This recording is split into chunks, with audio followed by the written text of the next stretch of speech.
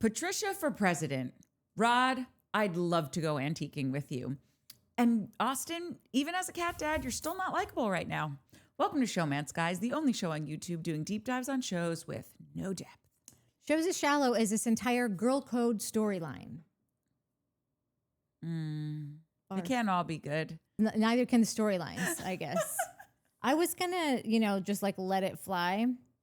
And then Mandy J wasn't having that.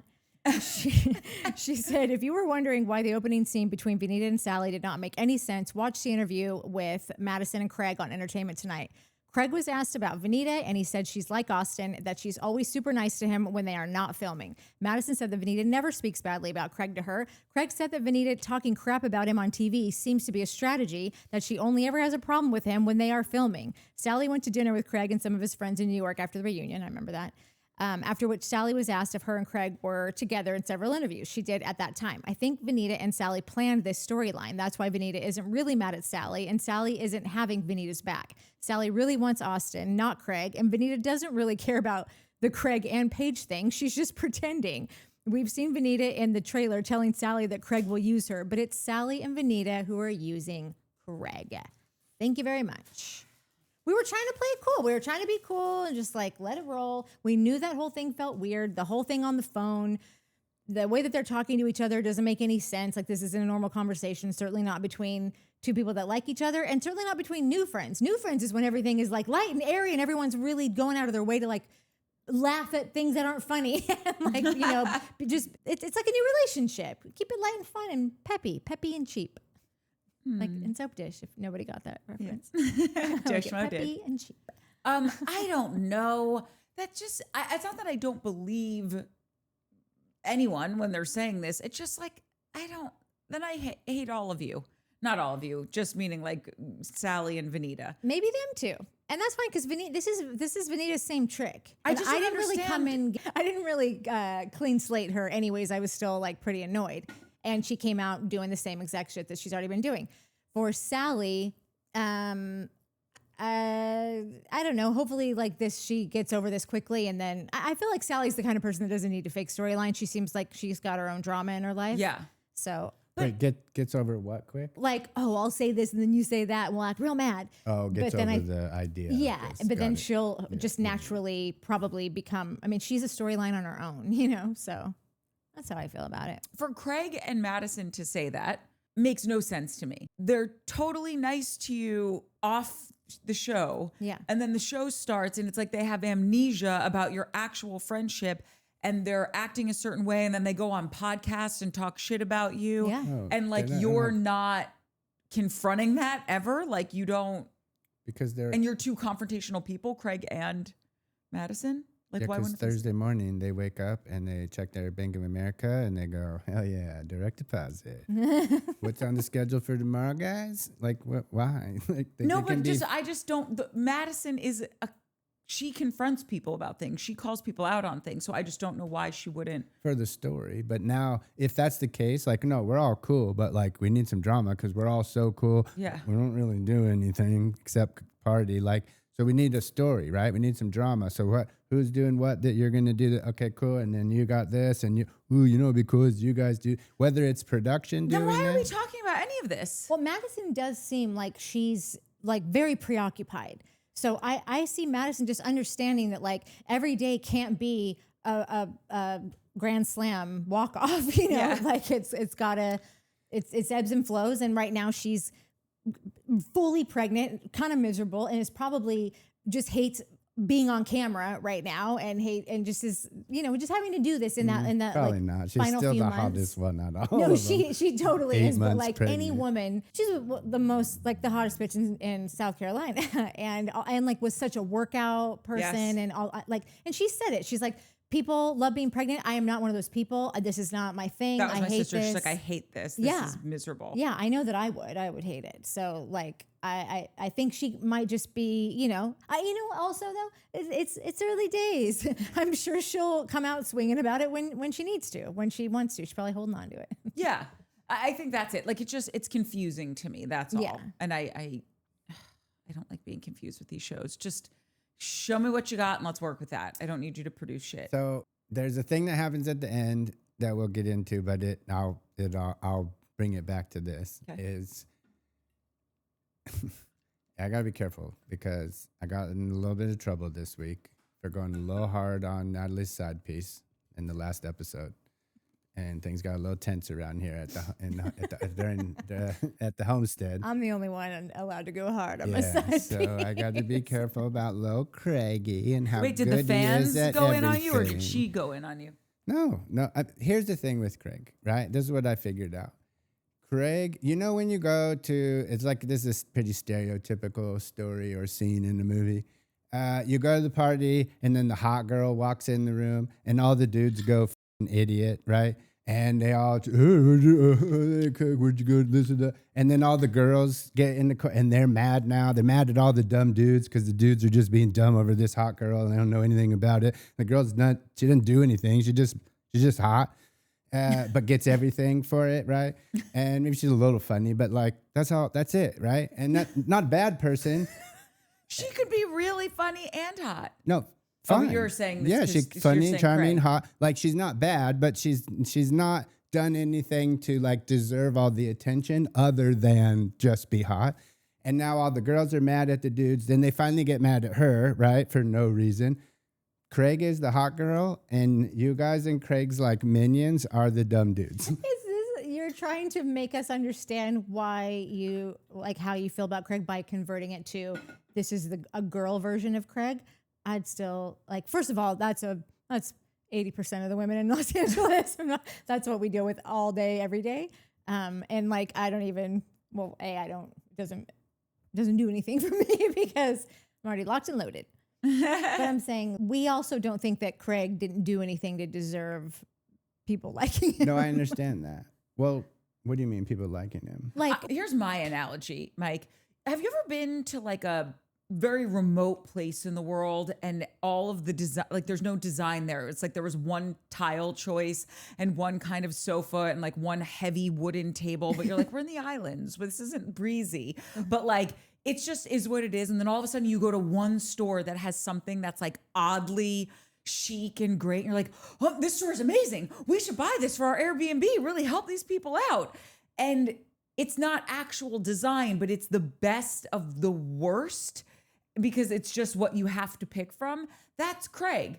Craig is the best of what we're picking from. It's not like he's some, you know, like when you watch HGTV and people are like, oh, this is shifting metaphors now. no, it's the same thing because you'll watch HGTV and people will be like, oh my God, they did such a nice job. Like, no, it's mass marketing crap. Like what Jake is doing is like, Jake, who was one of the guest man chair guys, he is like an artist. And what he is doing with the millwork and the marble and finding vintage pieces. And yes, I get it's millions upon millions of dollars, but like, that's design. Watching someone come in and put like subway tile in a kitchen and a Caesar stone countertop, it looks far better.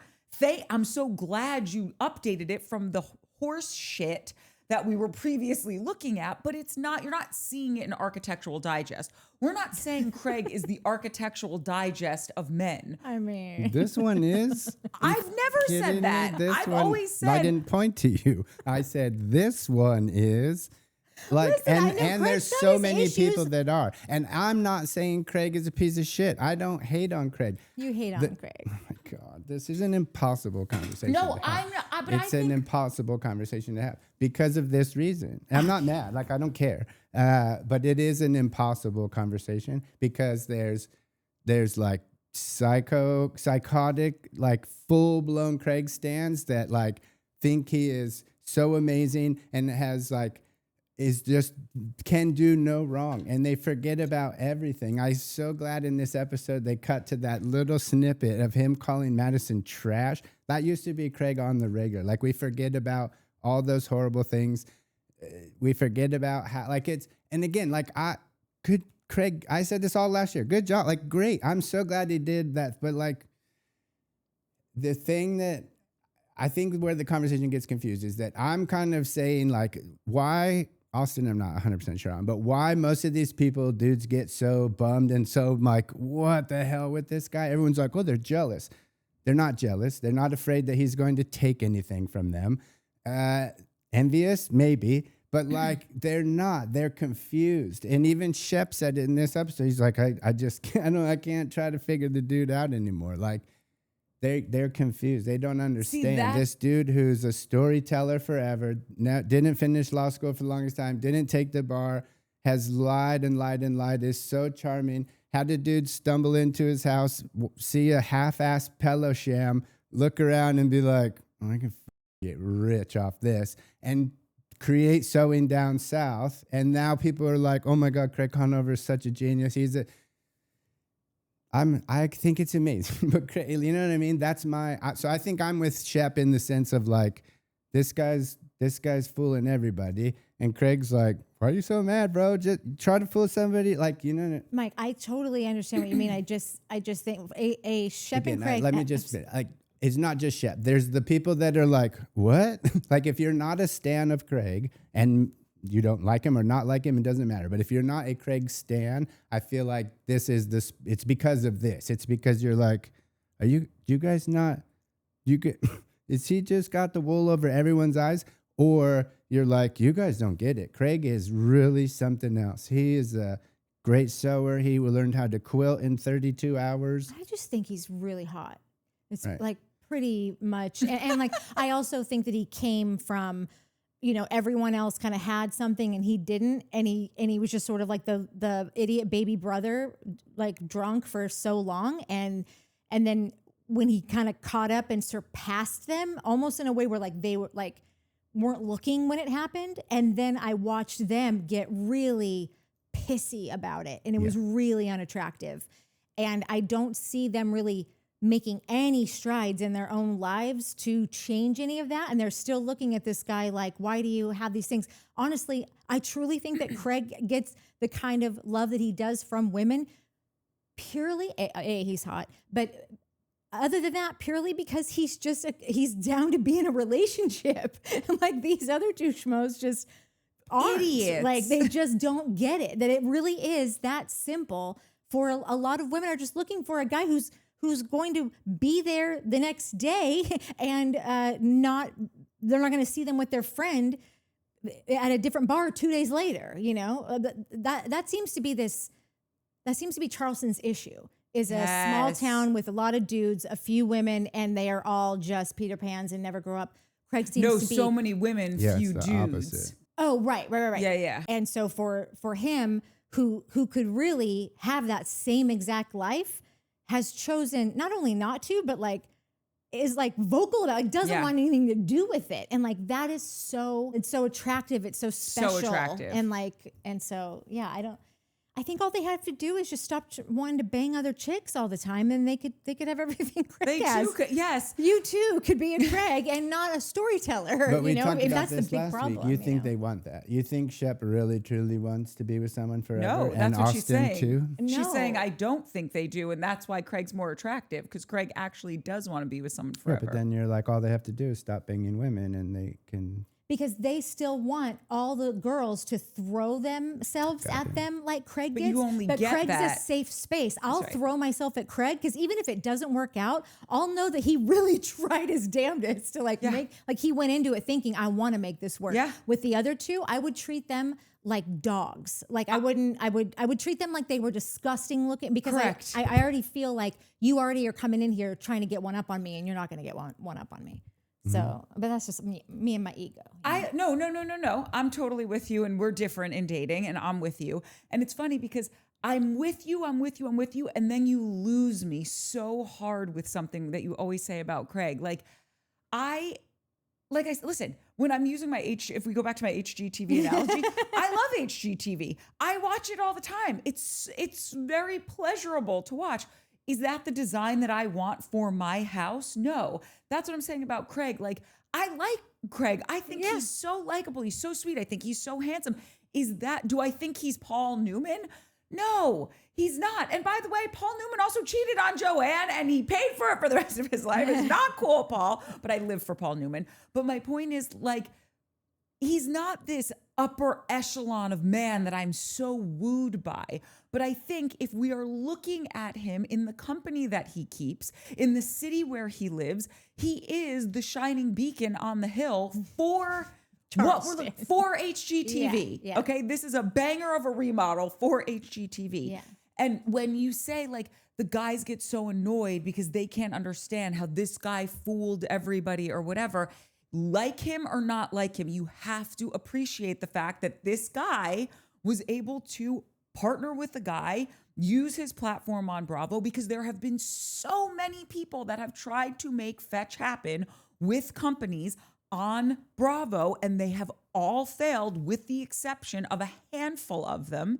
And he's one of them. And that has to mean if even a broken clock is right twice a day, he was right here, and he's good looking, and he really wants to be in a relationship. So for this bag of nuts that we're looking at, I'm picking that guy. Yeah. And that's all I'm saying. Also, one thing I was going to say about Shep and Craig is that they both say the same thing about each other. They say, we stopped trying to figure each other out, and we just accepted each other for who each other is, and that's why our relationship has never been better. He says he's still trying to get there with Austen, but him and Shep were in an interview saying that exact same thing about one another. So I think that just like might have been a context thing. Yeah, I mean, the ending scene is the perfect. Like we got totally derailed. My original point to this whole thing in regards to the producing and who's doing what is the Madison and Austen in their lunches. Like I was watching and being like, is this a fake ass will they won't they bullshit storyline? Like, and that's kind of I'm kind of like, oh, this is a story. Like, yeah, it's reality TV, but you still got to tell a story. So what's the story this year? It's this, and you're going to do that, and you're going to do that. Okay, Madison, and you guys keep going to lunch and giggle, and talk about not wearing pants. Just say flirty shit, because everyone's going to be like, oh my God, I can't believe, are they going to do it? No, they're not. And then in the end, when Craig and Austen get in a fight, and Shep to me, it's the epitome. And listen, we're still going to watch the show. I just need to maybe reframe my viewing POV, I guess. Because I think we deep dive these people and these characters and what they're doing. And now I don't know if you can deep dive something that seems so utterly produced and fake. But the end of this episode is the epitome of these three dudes' problems. All of them are full of shit. They all call each other out for being full of shit, but none of them go home that night and sit down and go, am I full of shit too? And they never come to that conclusion. So they're all saying I'm this guy, I'm a big business, I'm an entrepreneur, I got a sewing down south. The other dudes are like, no, Bob did that. Like Bob and his crew did it. Like, cool, good job. You go to these places, you're the face, you made it work. But like, Bob and the dude, that's what Leva at the party, that's why she got kicked out, because she was like, bro, you're not a business person. These are the business people. Fine, great. I'm not shitting on someone being the face of a company. I got the hip caddy. I would love for someone, a little golf product, for someone to walk in and be like, hey, Mike, I'll take this to Golfer's Warehouse and sell it. Great. I'm the fuck I'm doing. But like, I then wouldn't be like, I'm a big golfer. You heard of the hip caddy? That's all me. I did that, and I'm going to do that. I'd be saying that. I'd be like, you heard of the hip caddy? Yeah. So, like, that's Craig's thing. That's their issue with Craig. Is Craig big leagues everybody, but he's not a big league ball player. He just got kind of lucky. No problem with that. Don't have an issue with getting lucky. Shep is kind of full of shit. You do. I don't have a... Mike, you can't get frustrated, but I want you to know you really come off like you really do. I come off like I do because I get frustrated that it seems like what people hear me saying is, I hate Craig. But the conversation always starts with, why do these guys being jealous of Craig? Because Craig is so handsome. Craig gets all the girls. Craig's so amazing. Craig has a business. Craig's done so much. And I get frustrated as Shep and Austen, I'm like, nope, that's not why. They're first of all jealous. That means you're afraid of someone taking something from you. I don't think either of these two dudes are afraid that Craig is going to take anything from them, right? Okay, what is the word? Envious. They might be envious of him, but I don't even think that's it. That's just as gross to me. Right. But I don't think it is. I don't hate Craig. I'm not mad that Craig got lucky and learned how to sew in home ec. I am of the same belief of Shep and the boy that I'm like, why is everyone clouded by this guy? Why do they have blinders on? Why does everyone forget everything? Oh, I don't know. I don't care. Like I said, it's frustrating when you are like, eh, and like we're supposed to be partners 16 years, and you're just like, I'm like, is this one getting snowed too? But it's not. I think but that again, we're having like, two different we are conversations, and having you'll two probably be like, different yeah, that's exactly what I've been trying to say. No, but that's why everyone thinks I'm like so passionate about it. I'm not passionate about Craig. Okay, I'm passionate that it seems no one is understanding. I think you've got different issues with him than Austen and Shep do. What you're saying is legitimate. Okay, I truly think that those then. two pea brains are really just looking at the tail. Yeah. And it's just like they are the simpletons. They are just a couple of simple Charleston dudes. It's like I could see how you would be. All those things would be true for you. You would be looking at all of that, and I get all of that. Those two guys. I think you're giving them more credit for like what they're really upset about. What they're really upset with is themselves, I think. I just also would like to clarify they are jealous because the definition of jealous is feeling or showing envy of someone's achievements and advantages. And I think that perfectly describes to me how I see Shep and Austen towards Craig. Yeah, they want all the stuff. I want the stuff. I want the stuff too. It's like Austin. Here's the cut and dry thing with the women. If you're talking about like him being jealous of them being jealous of Craig, right? To the victor goes the spoils.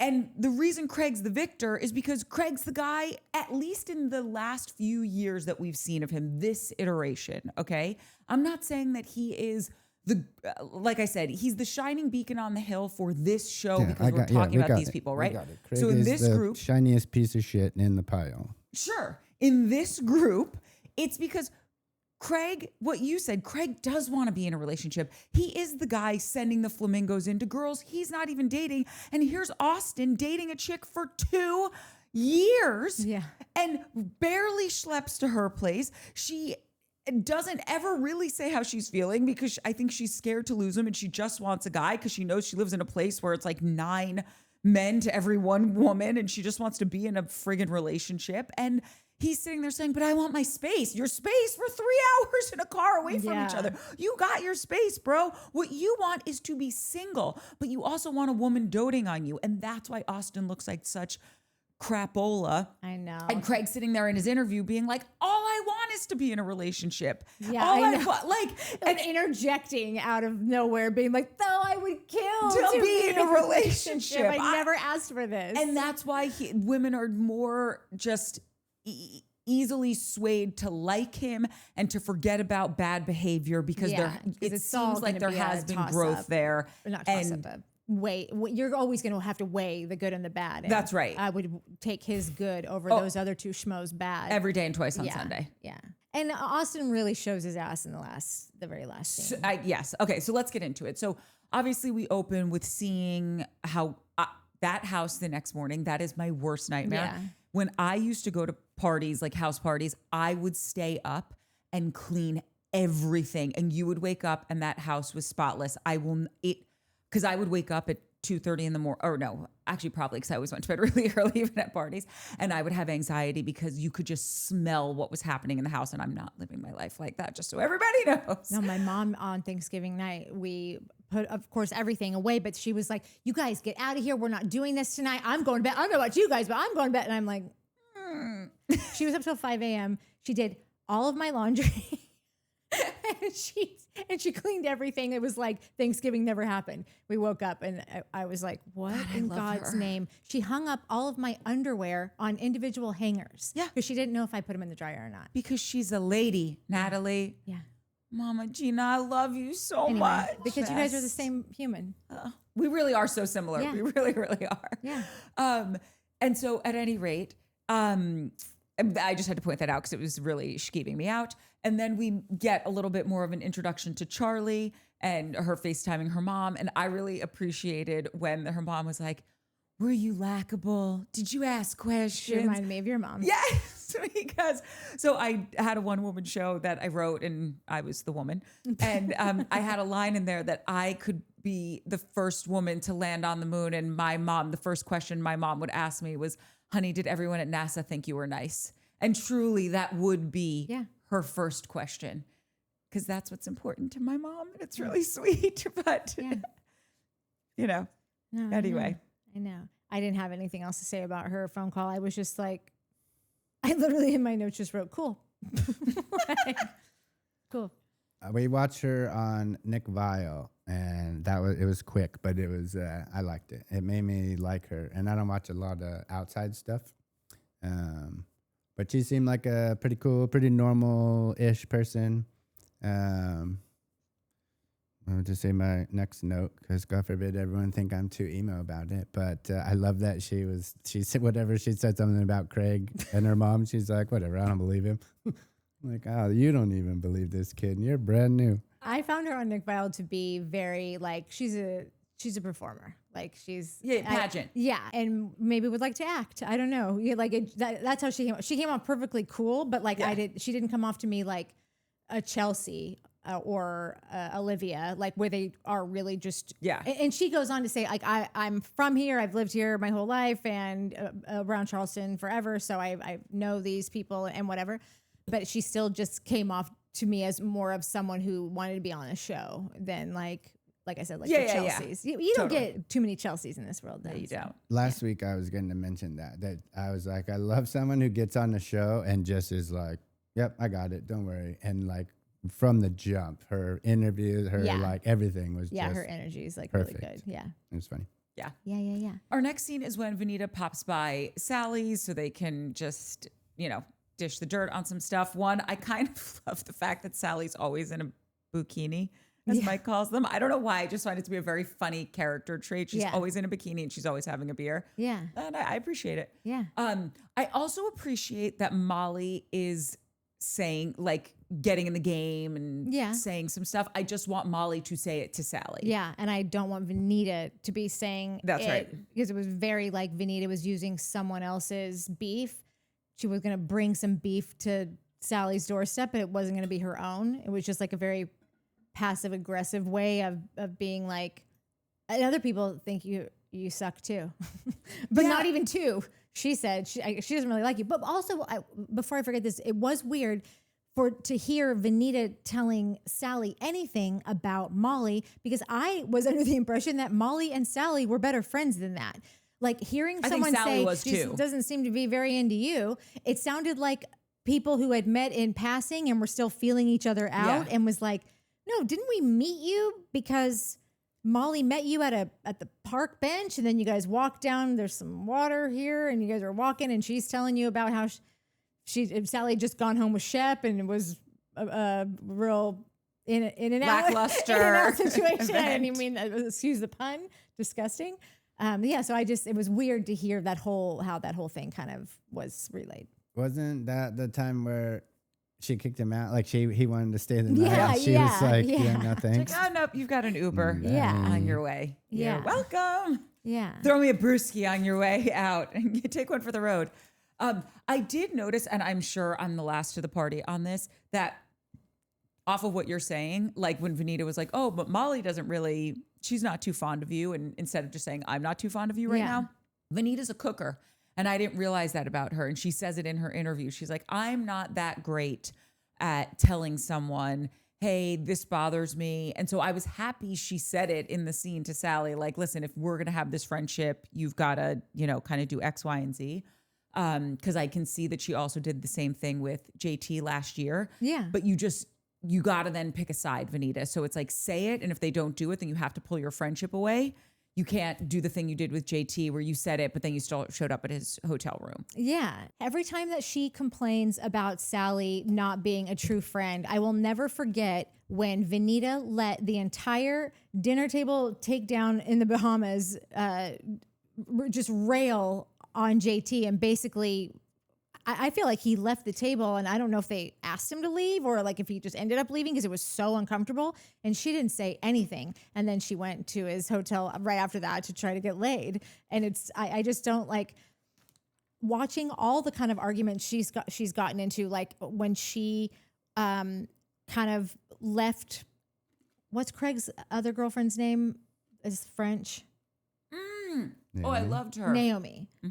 There was a time when Naomi and Craig had broken up, and they were kind of like having beef at the table. And then Vanita basically told Naomi to like pipe down or something to that effect, where it was like very clearly taking Craig's side over her friend. And we've been through this already. She did it to Leva in the car. She did it to Madison. She did it like, so I feel badly that she clearly feels the need to have to step in and do some bullshit. If you're gonna do some bullshit, stop putting yourself in these weird positions every time. Like this is the worst one to be in. Yeah, like she tries to.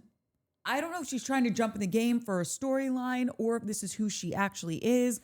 And I find Vanita interesting, and she's beautiful, and she's smart, and she's got great style, and like clearly everyone's inviting her over to help, set this up, set that up because she has a great eye. It's like, great, you've got cool, interesting things about you. Let that be your storyline. Yeah. Don't then make this stuff up because or if that's how you actually are, then you got to pick a side. Yeah. Like, I just don't know yet. I don't know if she really is such a flip-flopper in real life or if this is all just a storyline. With Vanita and Salley, I don't believe anything. Like, I'm not buying the whole from both of them, right? Like it both seems so like the this whole real. thing seems ridiculous. Reaching out to Paige was a coattail moment. Yeah. Trying to get in a fight with the most popular dude on Bravo. Yeah. Coattail.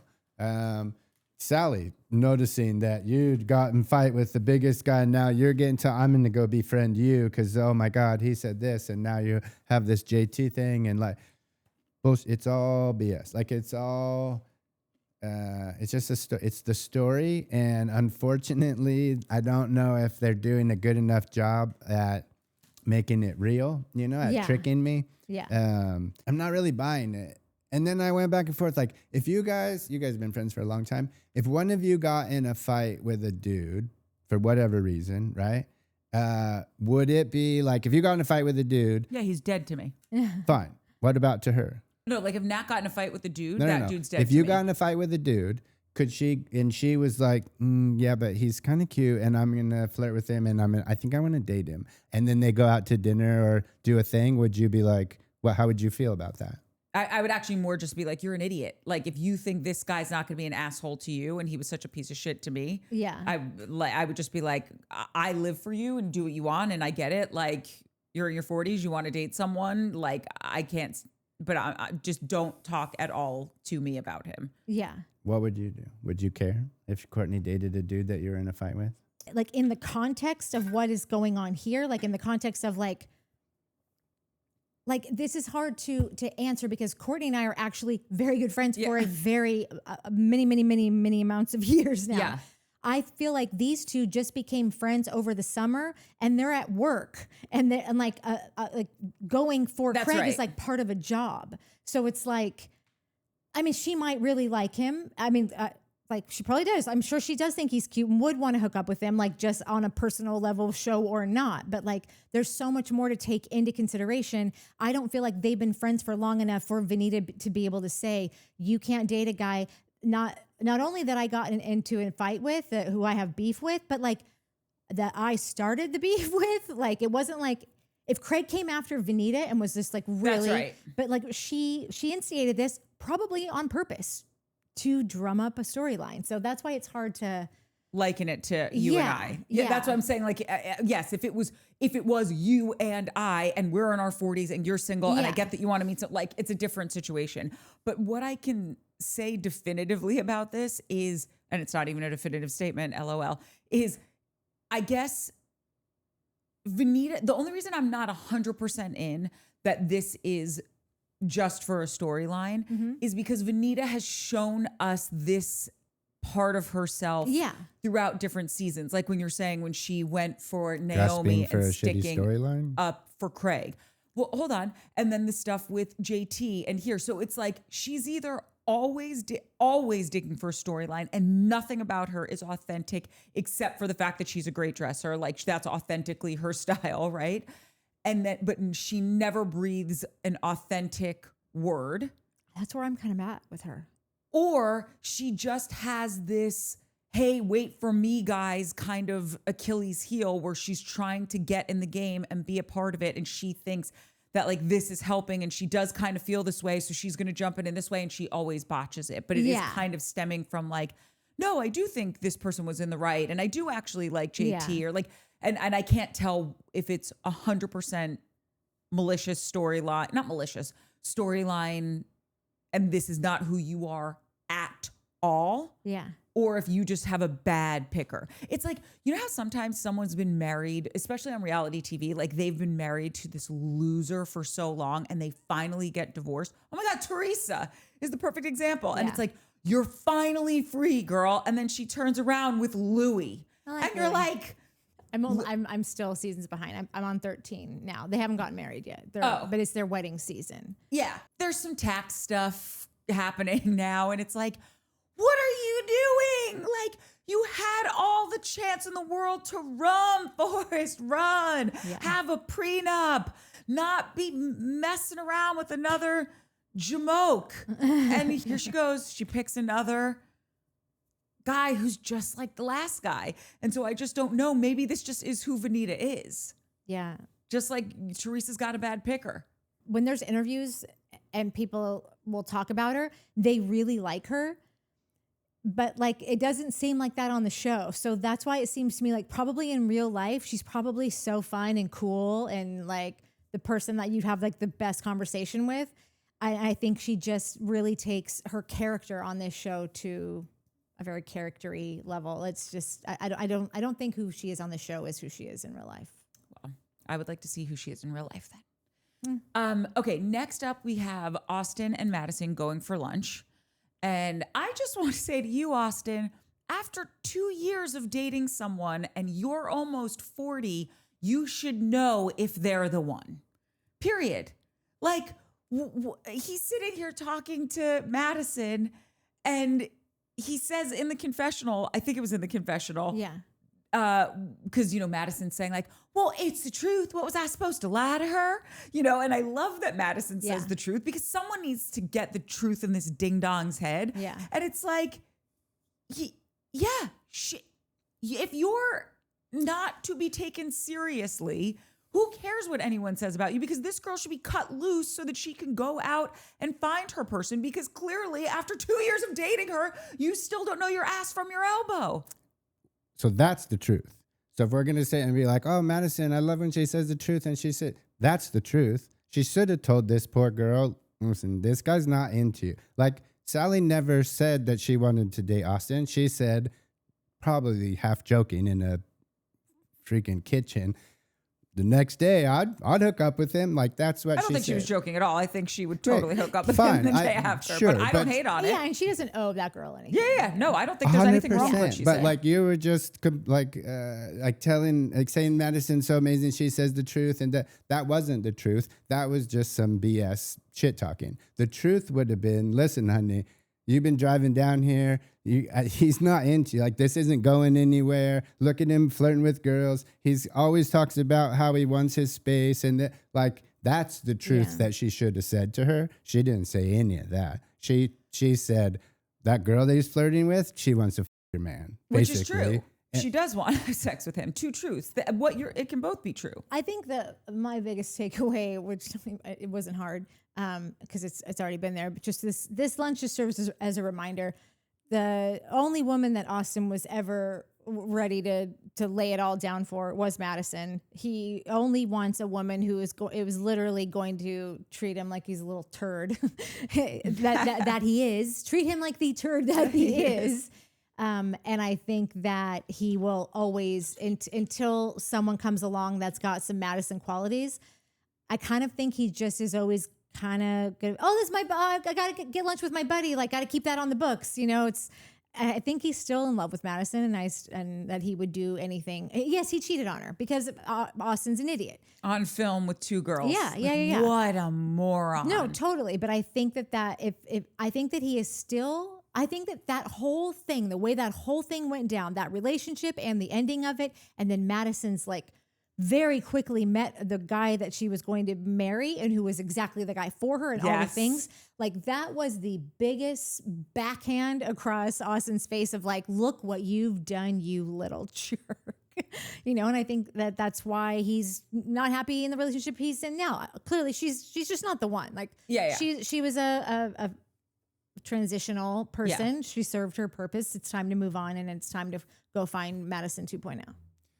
I think these. I don't think he can. They just need to accept that they don't want a life partner. Like when he's like, "Whoa, that's just a long time." Yeah, dude, it's a long time. It's the rest of your life. Well, hopefully, you live a really long time.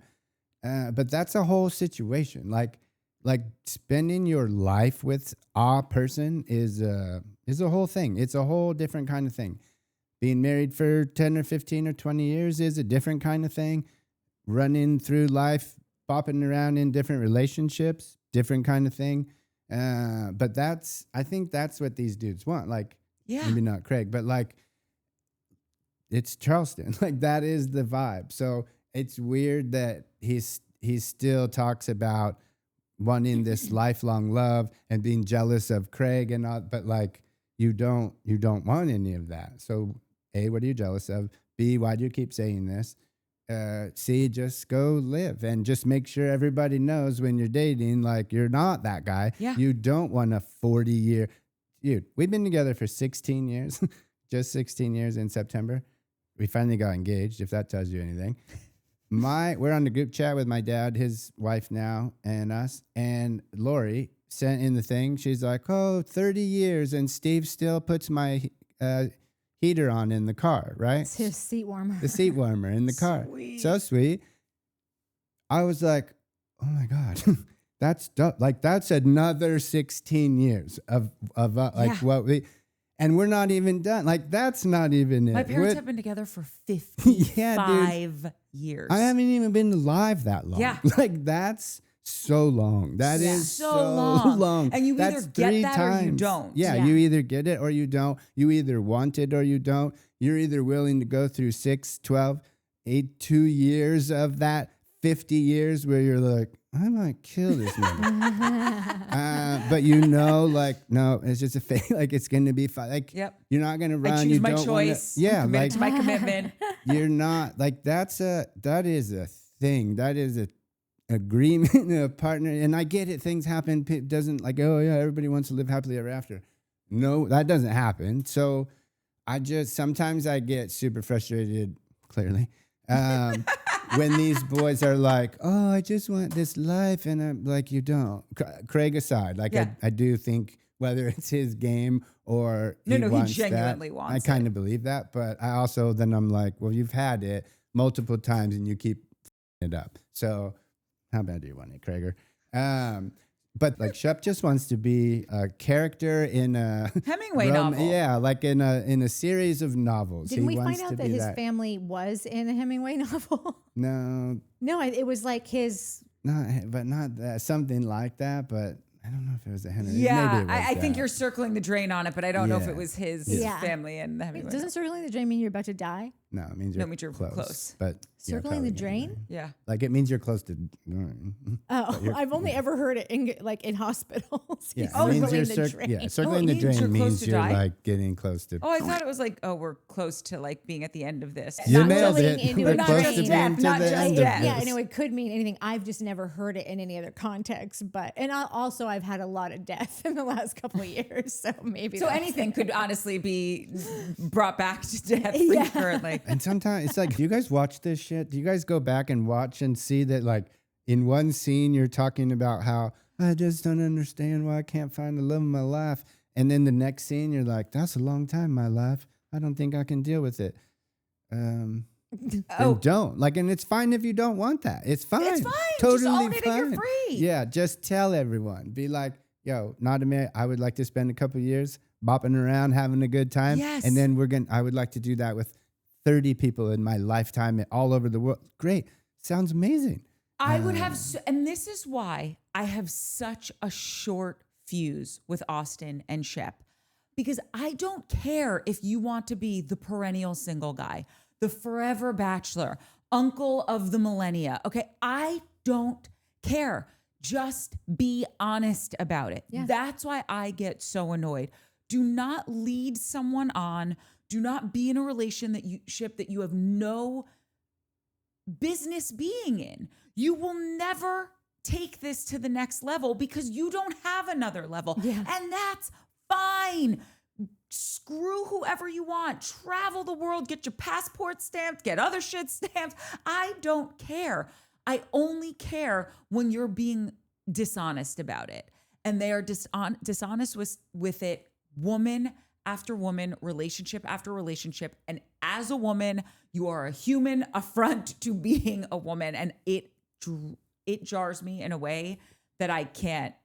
Yeah. I can't even tell you how angry it gets me. It got me angry when I was in a relationship. It gets me angry when I'm single. It's just, I think you just don't do that to someone. It's hurtful and you can screw someone up. Like Taylor is, look what you're doing to Taylor. Like Taylor really got her heart broken by this idiot. Yeah. And then was like the happen. worst version of herself for That's the next right. year because of how messed up she Yep. was from that whole thing. And listen, we all have our individual parts to play. Listen, if someone tells you who they are, believe Right. them. I just totally agree. But like, there's like, I don't know. If I will go back and watch that, like I'm putting a little bit of that on Taylor. Like, No, that's do you what I know was what just I mean? gonna say. Oh, listen. Oh, all I yeah. was trying to say was that like, I have seen girls who were. I mean, all she wanted to do was be right next to him That's and right. and be his partner in She life. wanted and do to be the every- passenger in yeah, his car. she's like the one person who actually was down to do exactly the kind of thing that he says that he wants. And then whether it's because they didn't really know themselves going into it or they don't know who they are once they're out of it, they kind of spiral and act out of character. Like, I don't know if that's someone that I never saw that in her before, but as soon as she got kind of the rub ripped out from underneath her, she made all the worst decisions. And it is totally on her, but sometimes you just can ask the question, what could spur that? That's right. And I think that I've experienced this one time. I dated someone and I am not a yeller. I don't argue. Shane and I were together for many, many years. We still live together. We've never raised our voices at one another. And he's a fiery dude. Like, I am not that person. But this guy that I was dating, I don't know what would happen to me, but I would end up in these crazy arguments with him all the time, yelling, slamming doors, not like leaving the house, like, fine, I'm never coming back, whatever. Like, that's not who I am. It just was the chemistry of this person and me. Yeah. It's like, you know that thing, like if you take one ingredient out of salt, it becomes a bomb. I feel like that's what Shep does in relationships. He like takes the one ingredient out of a woman and she's like, I kill you. And I was going to say that Taylor, yes, needs to take responsibility for her actions. Yeah. And when someone shows you who they are, believe them the first time. We know that he is a Lothario. We know that he is a guy who is not to be taken seriously. Yeah. But we all want to believe when you think you've fallen in love with someone that they're going to change for you and this is different, and it's not. So hightail it out of there. An expensive lesson to learn, Taylor. Yeah. Oh, I love this scene. This is why I say Pat for president. When Pat's dead, I'm hiring that f***ing dude. Oh, Mike, he's amazing. The new Anybody butler is that amazing. says, I'm going to look for your phone and comes back with, I found it on a tray of snacks. No, it's called the snack tray. Mike. Bro. But there was snacks on. No, I Like, know. I found it on the On the snack snack tray. What, tray. like, bro, Ray's, multiple weeks off. Actually, no, you can't go anywhere ever. I'm buying like a heart for this dude. All the organs, I'm buying them. They're sitting in this thing. And anytime he I'm having a little heart palpitation transplant. Like this guy, Got to keep him alive. I found your phone on a tray of snacks. Come on. First of all, I love Pat. I love her life. I love that she has a snack tray. I love how she dresses. I think she looks amazing. I love her house. I love that she has a million animals. I love that she has a butler. I love all of her jewelry. I would like to be bequeathed some of it. I just love her. And I love how when she starts talking about Chauncey, she can't even finish her sentence as I know I am in the company of animal lovers. It is such a love, and you either get it or you don't. And then when she goes, if you've asked me about any of my deceased husbands, you won't get this reaction from me. And I'm like, yeah, because she is so in love with these animals and has such a connection with them. And anyone who loves animals that much, I just implicitly trust. I do. There's a girl on ESPN named Mina Kimes. I think that's her name. Mina Kimes. She's a sports reporter and whatever. And she's amazing. She's like one of my favorite sports people on ESPN. And I've been watching her, I don't know, 4 or 5 years. She kind of comes on as a guest, right? If they'll do a segment on something, they'll bring, Mina Kimes, and she'll talk about it. And then she has her own show. I found out like 6 months ago, she does Love is Blind recaps with another sportscaster buddy of hers, like on her set. That's the same as I think I've seen this. I didn't know she was on ESPN. Yeah, but no, she's I think I know who you're talking about. This is like finding out Stephen A. Smith is on General Hospital, like the same kind of like, wait, what? Or Matt's on Orange County. Yeah, on her set it's like a bookshelf, and there's a little thing that says, dogs welcome, people tolerated. Yeah. Something like that. Love. Remember that guy, that sportscaster that had the golden retriever that went with him everywhere, and he had the passes. Yeah. Like the golden retriever had a press pass. When he died, He has a new dog. No, I know he's got a new dog. But like when the original dog died, like big burly sports guys were just doing like the weird guy blink of like, dog meant a lot to all of us, man. Trying to like suck them back into their head. Yeah. I love Miss Pat. I love that. She was talking about the bagpipes for the dog funeral. And Yes. he's like, you're going to get him to play Amazing Grace. And obviously he was kidding. And she was like, That's what I was yes, thinking. that's what I was thinking. Yeah, love And it. It's just like, come on. Speaking of pets, I love that in the next scene we learn that Austen is becoming a cat dad. Also, Rodrigo, spay and neuter your pets. I'm sure it was not a planned pregnancy. I don't think Rodrigo's breeding cats, but I just would like to say that. I mean, the most important part of that scene, if we remember back to the baby shower when Austen and Shep were complaining about the prices of more Shep, but like complaining about the prices of the baby gifts, but $420 on the cat, nothing. Here's the card. Love Make it. it 2. Let's go. But also, Austen wasn't complaining about the gift price. He wasn't, but I Shep was. Yeah. He was. I don't think. No, I don't think Austen's cheap. Yeah. But I loved seeing all the moments of Craig with all the different kitties in his life. I thought it was so cute. And I also thought it was so funny when he's like, no, that's the kiss of death. Every time a girl got a cat, I thought this made us a family. And they were like, no, dude, it's just the two of us. I'm like, family of two. It's so funny. That is kind of Also, hilarious. These are the parts of Craig that I do love. I know, shocking. But like that Craig knows everything. Like not everything, but he knows dumb stuff, right? Like when they're going through and he's like, no, you need to get this. They're going to want to scratch on things, get this. And the guy's like, here's some treats. And he's like, age appropriate. And the guy's like, yep, like that. Like I would have never thought to, like not right away, been like age appropriate. I would have got home and been like, oh, these are for senior cats. Yeah. Oh, man. Back to Petco. We're going to need a bell on this.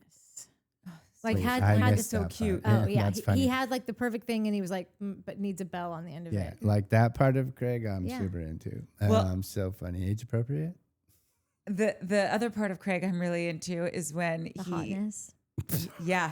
Well, so okay, they have that phone call like, hey, I'm going to become a cat dad, whatever. And Craig then shows up at Charlie's work to flirt with her. And I'm sorry, he looked so friggin' cute. That was such a great outfit. And he's adorable in there. Like when he goes, so should I wait to buy this like until she dies? Because then or like, or I buy this and then. What's her health status? Yeah, and then he's like, but really, how old is she? And what's her health status? Yeah. Like, that's adorable. Yeah. It's adorable. I was going to start this when we got to this scene. I was going to be like, wait, can I go first? And then be like, I never said Craig doesn't have game. Just to clarify, I said it was a different type of game. this was Craig's game on full display. It's so, and it's when great. he went into like, can I get this one? She's like, no, someone already bought it. Can I outbid them? No, it's sold. Like, I like that she's obviously like, I'm gonna play the game. It is kind of fun to flirt with Craig. I'm gonna do it. But she was working. Like, she, I think Vanita probably would have been like, well, let me call them and see if I can get them to buy something else, and then we can get it for you, Craig, even though I hate you. Like, that's, you know what I mean? Yeah. Where this was one adorable. was like, no, dummy, you can't. It's not available. They look and then when so he was like, I cute want a together. tiger, a penguin, and I she's know. like, And it's like, you come visit me at work like the day after we've been heavily Oh flirting. my God, stop. I'm dead. Dressed like that, No, ready no, to spend no, money, no, and like I can't. Stop. I'm single. I can't take this. I I'm know, gonna die. Who just throws on those slacks for a little errand out? Like, that shirt needs ironing. Like, and it was pressed nicely. He didn't look like a sloppy jalopy. Yeah. He looked cute. He was put together. and this is wait, this what is is why. this Craig's why. new girlfriend that's not why. his girlfriend anymore? There Or was there, it was that's that the girl thing I named don't Natalie? remember. There was that girl too, yes. Because I think the girl They that look he similar. dated for a they while, have similar that was look, at too. Watch What Happens Live and that whole Yes. thing. I feel like I heard multiple times that she's on this season. She's like shows up. Yeah, on but it this was all season. gossip that I heard. So it might have been a bag of BS. What's not gossip nowadays?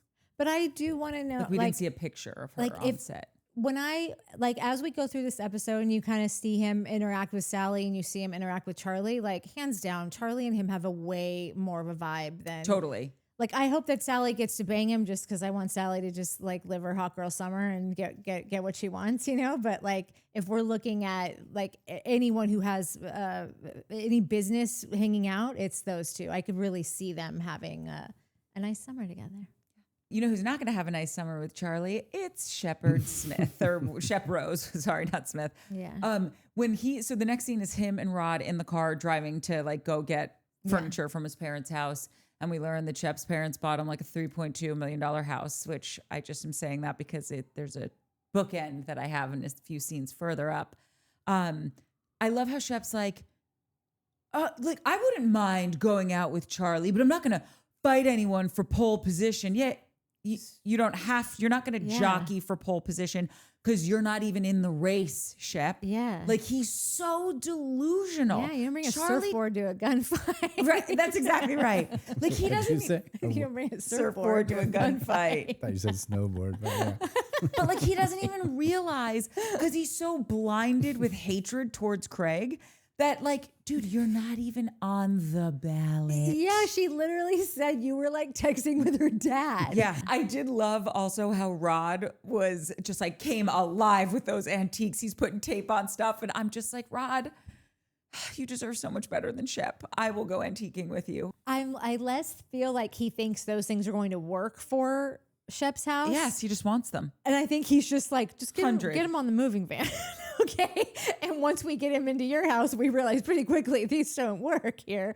I'll have stalled the movers and be like, actually, we're gonna make one more stop. And it's just Rod's just gonna end up inheriting all of that for right. himself. And he's 'Cause literally- that shit is not gonna go in the house. The house that we saw, No. that's not for that stuff. No. And I love how like he'll just drop probably like the fish off and like everything Yeah. else is going to go to Rod. Yeah, even the Shep, the portraits of Shep. Yeah, it's Rod will probably totally. be like, this Laundry room. Let's get in the laundry room.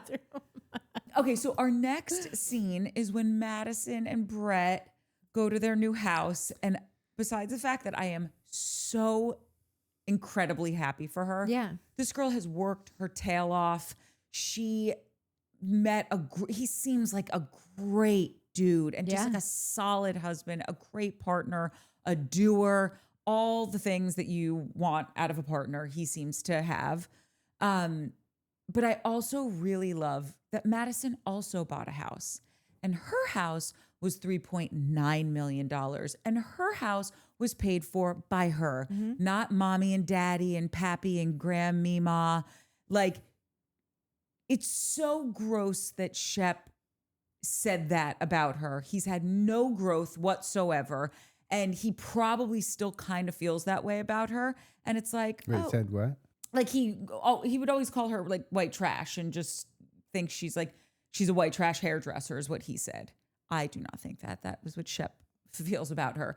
And it's like, oh, well, that white trash hairdresser just bought a house that's more expensive than yours, and she bought it with her own white trash hairdresser money. Yeah. How does that feel, you moocher? Yeah, and you tried to hook up with her, and she never would. That's right. I love that about her. Madison to me is like, I mean, if there is a day that they have like, they're making their reality stars from AI, like she really is like the textbook. Like, what do you 10 want? out of 10. Yeah, like the most natural progression, like, and like all through just like the 10-year stretch of her life, seeing her from start to finish. I could be wrong. Maybe I should do a rewatch at some point, but like I've never felt like she ever drummed up a storyline. I've felt like she, even in her worst moments, when like remember she used to go really hard on Austen, and I'd be like, that's not necessary. You're a beta ass bitch. Yeah, In a treehouse. That's right. The best scene in 11 like years. in retrospect, I love them, but I remember at the time just being like, you are torturing this guy. Like, because there was a one season where like they were just going their own separate ways, but she still had some things to say to him, and I was like, why? He's just standing over there. He was minding his own business. Why'd you have to go say that? But those are her realest moments. Like, not her realest. Those were very real moments, much realer than so much of this other cast has had. I think she should. I don't know if there's a better reality star than her. I mean, you've got your Bethany Frankels of the world too, but like it's a very great. small handful. I wonder, we always talk about, well, we don't always, but we talked about it with Summer House. We talk about it on the shows that start with normies, or obviously Summer House isn't normies in regards to like young people with nothing or no money or whatever. Yeah. They're renting houses in the Hamptons. But we've always talked about on the shows where people start as just a friends doing a thing, or a group of friends who aren't like housewives or rich or already famous and have money or whatever. They're just living their life in their 20s. That it, after 8, 9, 10 seasons, like you get the brand deals, you get the cars, you get the houses, you get all the stuff. And now the show becomes like your 8th best job. You know what I mean? Yeah. And now it's like, you're not super interested. It's your 8th biggest priority. It's everything. So now you're stuck with like a handful, 2 or 3, 4 of these people, and you've got to keep bringing in the new people. Like, I never thought about getting to that point where it's like you've got your Sallies and your Mollys and maybe your Vanita, your Rodrigos, who are still like trying to start a business and still doing stuff and still young, so to speak, mixed with these people that are like, I've been doing this for 10 years, dude. I'm so rich. I don't need this job. What do you want me to, you know what I mean? Yeah. And like how that's never going to play. Like it's never going to play. Yeah. Not never, but it's going to be hard to get those two, just those two people that are on totally different levels. Yeah. To get on the same page if you don't exploit that. Not in a bad way, but like. Yeah. I know some people have been asking us to get a P.O. box, and I looked into it, and we'll probably get one, but. Get a P.O. box? Yeah, because they won't send us presents. Oh. So sweet. Some people, like 2 or 3 people have said that. And so I was like, oh, I'm going to see about getting one. P.O. boxes are crazy Specs. expensive. Oh, my gosh. Oh, So I they got rid are? of Oh, mine. my God. They're Yeah. crazy. How much are they? Not cheap. Not cheap, like Yeah, hundreds like- of dollars a year. Yeah. Oh, Oh, a more year. than that. Yeah. A Like- month or a year? Dude, the one I was looking at was like $600 for 6 months or something like that. It was crazy. Anyways, working on it. I'll let you know when we get it. And if anyone wants to buy me those Shep golfer pictures, oil paintings, I might need one of those. I prefer the one with the iron over the one with the driver, but like, That would be kind of hilarious. bro, Is this for the that guy to be that hugging told you. us that he hates it when we ask for things? Yes. Yeah, no, fair point. beg. But you found something that you want. No, I hate it when you beg for things. Oh, that wasn't a beg. There's a line between ask and beg. Yeah, I'm just, if somebody already offered to buy presents, I'm saying, if you need ideas for me, wine and Butchberry's taken care of. Thank you very much. And Natalie's mom finally got some wine against my Wait, better did she freak judgment. out? Yeah, Totally. She's pretty And excited. did you guys drink it? Yeah. No, we. Yeah, No, we I did. just didn't I know opened she- it. I waved it in front of her face, and I'm like, "But you No, like no, that, I didn't don't know. you?" She was like, I'm Later. saving it for like an anniversary, like your engagement dinner or something like that. They didn't even save didn't it give it for to her. dinner. We Yeah. walked in, they opened it, and we drank it at 4:30 or 5 o'clock. Did or she something. die? Was she like, Yes. this is the best one I've ever had in my life? Yes. Amazing. That's so Yes. sweet. Yes, It she is was the best very wine. excited. Also, just because she almost felt like it was like famous wine because she's only been hearing about it for like the last Is year. It is famous wine. Yeah. What are you talking about? Okay, so next up on the docket is when the boys actually go to the store to get all the stuff for the kitties, which we kind of touched on earlier, which was super cute. But after they go sit and have lunch, and Austen just shows his ass constantly, and he doesn't realize it because Austen thinks he's smarter than he is. He's always you know how I always make faces at the camera? Austin's like doing that same thing, thinking that anyone's That's right. connecting with what he's saying. When everyone is connecting with what I'm saying, because it's mostly making fun of Mike. And they get that. It's endearing. People But do think Austin's it's making cute. faces and people are like, no, No, bro, listen no. to him. Yes. Perk up. Yeah. Like, pay attention to And this him. is where he says, you know, like, I am like, I do have a little bit of FOMO that you're single and can be out and doing whatever. And this is why ladies love Craig, because in his interview, he's just like, I would do anything not to be single. You and me both, Craig. Like, Call me. Shane and I always joke that like it's hilarious that he has a girlfriend and I'm still single because like he's not necessarily like the guy that needs to be in a relationship. I really want to be in a relationship. And so when he said that, he's like, and I would do anything to be in one.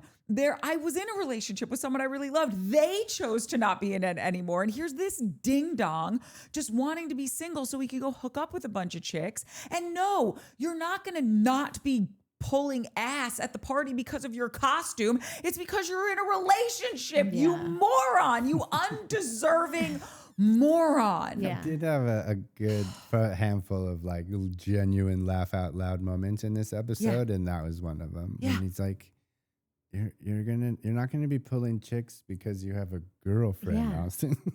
It's just like in that last episode when like they're bopping back and forth between scenes and they get to Craig and Craig's on the phone with Corey and he goes, I got us some Listerine breath spray.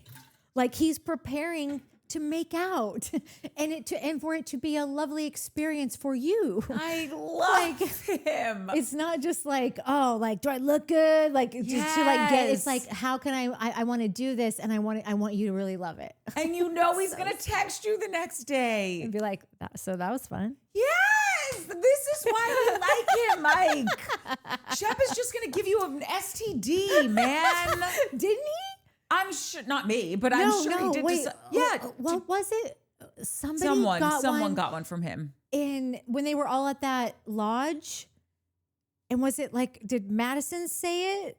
That's right. Madison said it out loud, or like I think Taylor said it because remember Taylor showed That up one and she girl. was fighting with No. Shep. that one girl that Shep used to date from the very beginning.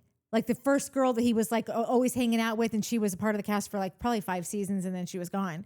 But it was her, and I think Madison brought it up to kind of like as a dig at That Shep, blonde. the blonde. Yes. But then it was like she's like caught astray basically, because like no girl Yes. would ever want anyone to know that something Correct. like that happened, whether it happened with someone you were together with or not, Yep. and like. And they were, Danny, that's her name. Danny. It was yeah. Danny. Yeah. I Yep. guess she's like, people had forgotten about that, you guys. Thanks for putting it back into the algorithm, asshole. But yeah. Do you know who I think should be cast on this show? And it would instantly, and I don't even know her. I heard Me. one sentence about Me, her. I should be cast on this show. I would be great on this show. You would. You'd be Thanks, good guys. on all of them. That's the nicest thing you've ever said to me. That and that I gave you your love of over Organza made you an accessorization. offer, and you told them no. Wait, what happened? Organza made you an offer. You just had to have Whitney's yeah, baby. I don't need it in that way. I want a straight deal. Oh, you're not Cash willing to go money. through it. Oh, which reminds me also, I did also think that it was funny that like basically the first line out of Whitney's mouth when he's calling from wherever is to say, oh, and all of Craig's pillows are here at the whatever. Camille has been decorating the palace. Which and all- then like, listen, and then Patricia goes, oh, because if everybody will remember, she didn't think he was going to be successful at this. correct. And she said that she would outsell him, and didn't happen. Didn't happen. Sorry. You win some, you lose some, Miss P. Yeah, you can't win them all. Yeah. Okay, so now we're finally at the crescendo of the episode Do where I get to Vanita. say who I want to cast on the show, or we're just gonna Oh cast God, that? I totally forgot you said that. Oh, Craigie. It's Mulberry's mom. I don't know that dude's name, so I'm gonna call him Mulberry because that's my new favorite. Whitner. That guy. Or what's it? Oh, the Truth anarchist? for Peace was like, can we call him Weimaraner? Yeah. His mom. I need his mom on this show. Yeah. That he was like, my mom is full blown anti-establishment. She'd be an anarchist if she could. I'm Yeah, like, love. okay, now we're Yeah. talking. Let's get mom on the show. Yeah. Let's spice things up around here. Well, this is the part of the episode where we're at, where we learn a little bit more about Whitner. I like him. Me too. I like him too. I'm starting to like him. I actually think, now. I don't know if they're into each other, but I actually thought him and Vanita could be. Yeah, that's my next thing. So Mulberry and Vanita are gonna not bang or bang No, or there have was a a- thing there or was a- not a thing.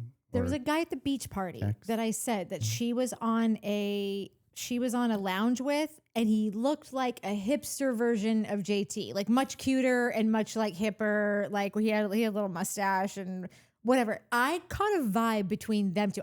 The way he was looking at her, and I thought that was Whitner. And no, you said no. no, that was a different guy. Then I don't know who that That was a littler guy. She's little. She needs a little. She's a little tiny lady. Yeah, she likes littles. Like What are you pointing at me for? I'm just this. I'm not pointing. I'm saying. Got it. Like the emoji. I always said that. That's a good split screen. It also just reaffirmed what we were talking about before, how dudes, it takes so much longer for a guy to get over like a breakup or like he thought he was going to marry her. It seems like it's been 3 years or something. And he's like probably still heartbroken about it. Yeah. And like, she's probably married with 2 kids by now. Who knows? No, I liked getting to know a little bit about him, and I think he's sweet. He's so got a far. little bit of Craig in him, I think. Ugh, fingers crossed. Yeah. Great, when two we- of them. When we get into the actual party, before we talk about the fight, because that was interesting, I just would like to really quickly make 2 notes. One, for me, the best costume was Madison.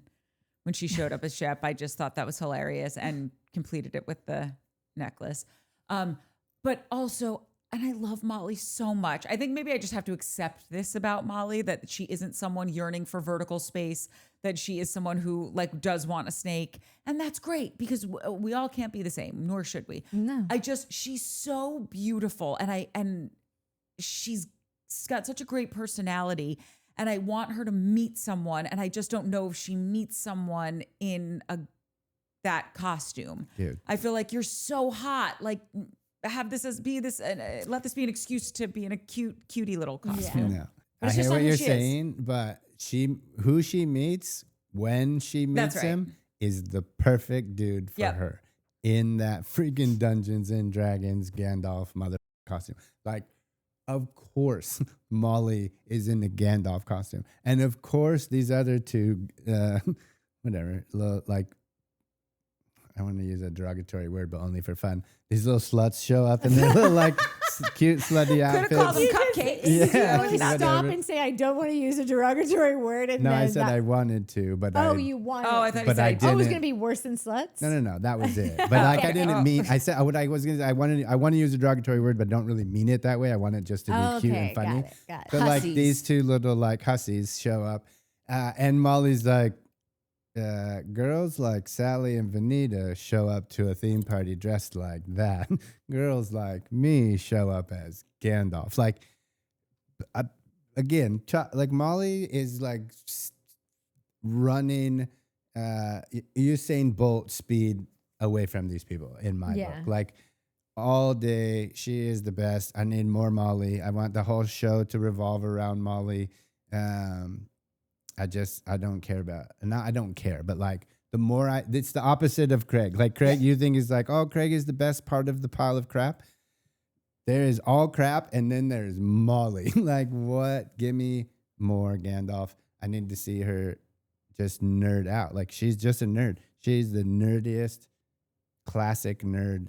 It doesn't get any nerdier than that, and she doesn't care. No, and it is funny She because cares a little bit, but she should stop caring. no, but it's kind of full circle because you know how we started with the moms being like, "Did you ask a lot of questions? Were you pleasant?" Like that's the mom in me being like, but you have such a cute shape. Like, just wear, like, Yeah. you have such a pretty face. Like, you can't see it with that hat on. And Yeah. it's like, who gives a shit? Because you're right. Like, the guy that falls in love with her is going to be like, that's the best, Molly. That guy ain't in Charleston. He's not, unfortunately. Yeah. So that's, I think, why we want her to show off her cute little figure, because I fear that she is going to be a spinster. Gandalf herself into an early grave. Yeah, but like, would you rather Circle be in a the drain. She's spin- circle in the drain. Like, if you had a crystal ball, and I know we don't, but like, would you do. rather be a spinster or go against who you are, dress in a cute outfit, get yourself, who's the one dude, the other hot buff dude that's here now this season? Corey. Corey. Get yourself a Corey, because that's who's going to chase a skirt like that. And then a couple kids and you're divorced into, you know what I mean? Like, crystal ball, what are you going for? Those are the options. But that's what I'm saying. Like, you're like, oh, I think she's going to be a spinster, so she should get cute if she stays in Charleston to Like, find if a she- Charleston guy. if she But the wants Charleston to find guy, someone, yeah, I'm just- totally. Okay, but but- I'm just taking this as a metaphorical, like, or a hypothetical. If you had a crystal ball, and should she, like, would you rather put a cute outfit on, get a Corey, have a 10-year marriage and a kid or two, and then have a divorce and deal with that? Like, fine, whatever. Or I'm not saying one way is better than that. Or just be like, no, I'm not going to find anybody here, and that's fine. Do you know what I mean? Like, if you knew the outcome, what would you choose? Corey and the kids. Because at least I'd be getting laid. But also, let me just say this, that when you are dating, you have to be, if you really want to meet someone, if you don't, then do you, boo, and go to the grocery store as Gandalf. It doesn't matter. But if you want to meet someone, especially as you get older, you gotta be open. You gotta be amenable. So it's like, I get that I want to go like this, but I also want to get someone's attention, and you catch more flies with honey than you do with vinegar. So I might have to just put on something a little cute, and it can also be funny. It can also be, what is Gandalf, Lord of the Rings? Mm-hmm. It could also be Lord of the Rings themed or whatever. But like, let me just shake what my mama gave me just a little bit, just to see if anyone bites, because it's like I'm a homebody.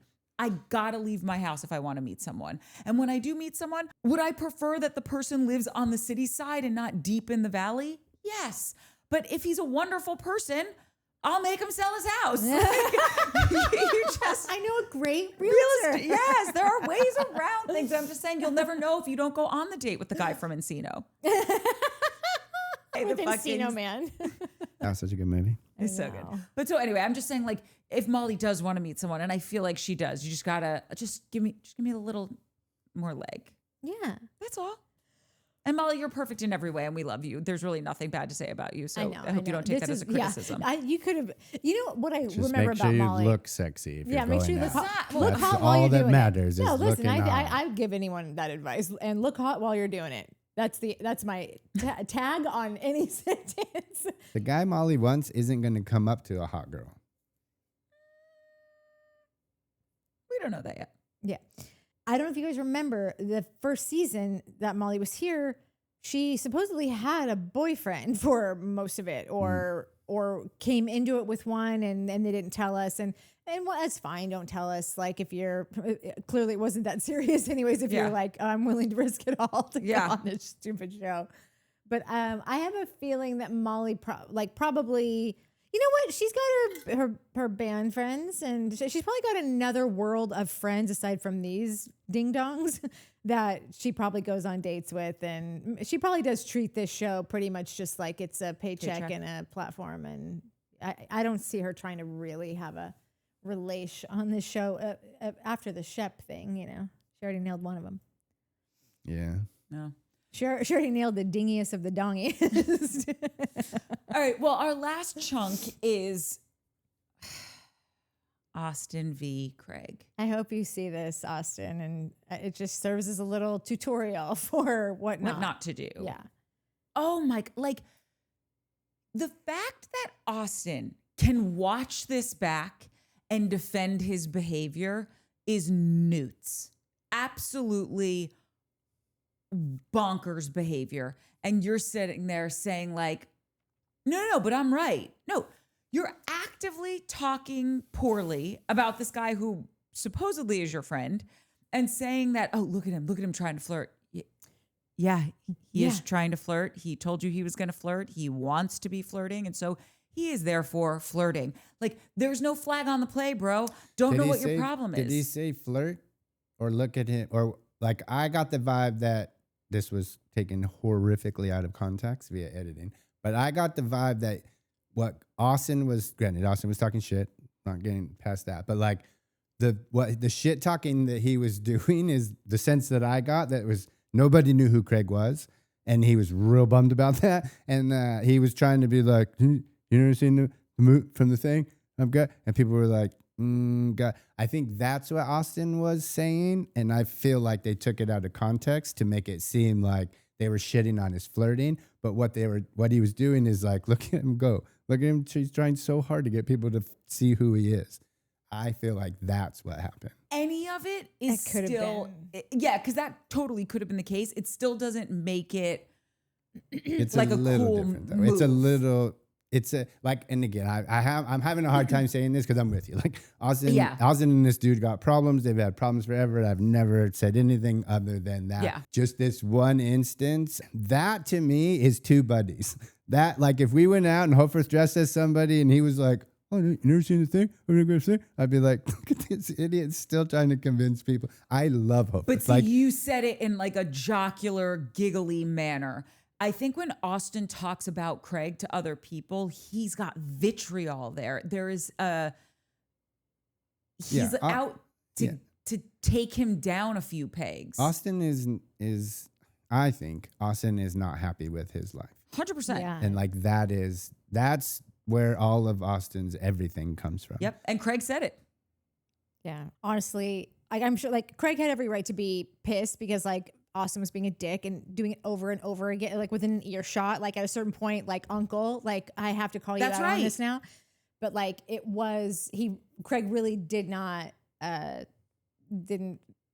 he went for the jugular with saying, you're so jealous. You're so miserable. You're so unhappy. You're stuck in a relationship. Like I don't blame him though. I don't blame him, but like I don't know. Sometimes I do just like sometimes Craig has an issue with like recognizing all of his spoils and sort of just being the bigger person a little bit. Totally. You know, but like it was totally called for. Yep. I just Craig's a little bit of a baby sometimes and like that's Craig's thing. He's got to grow up a little bit in like the empathy and recognizing the other humans for like what they're going through, but but he was pushed.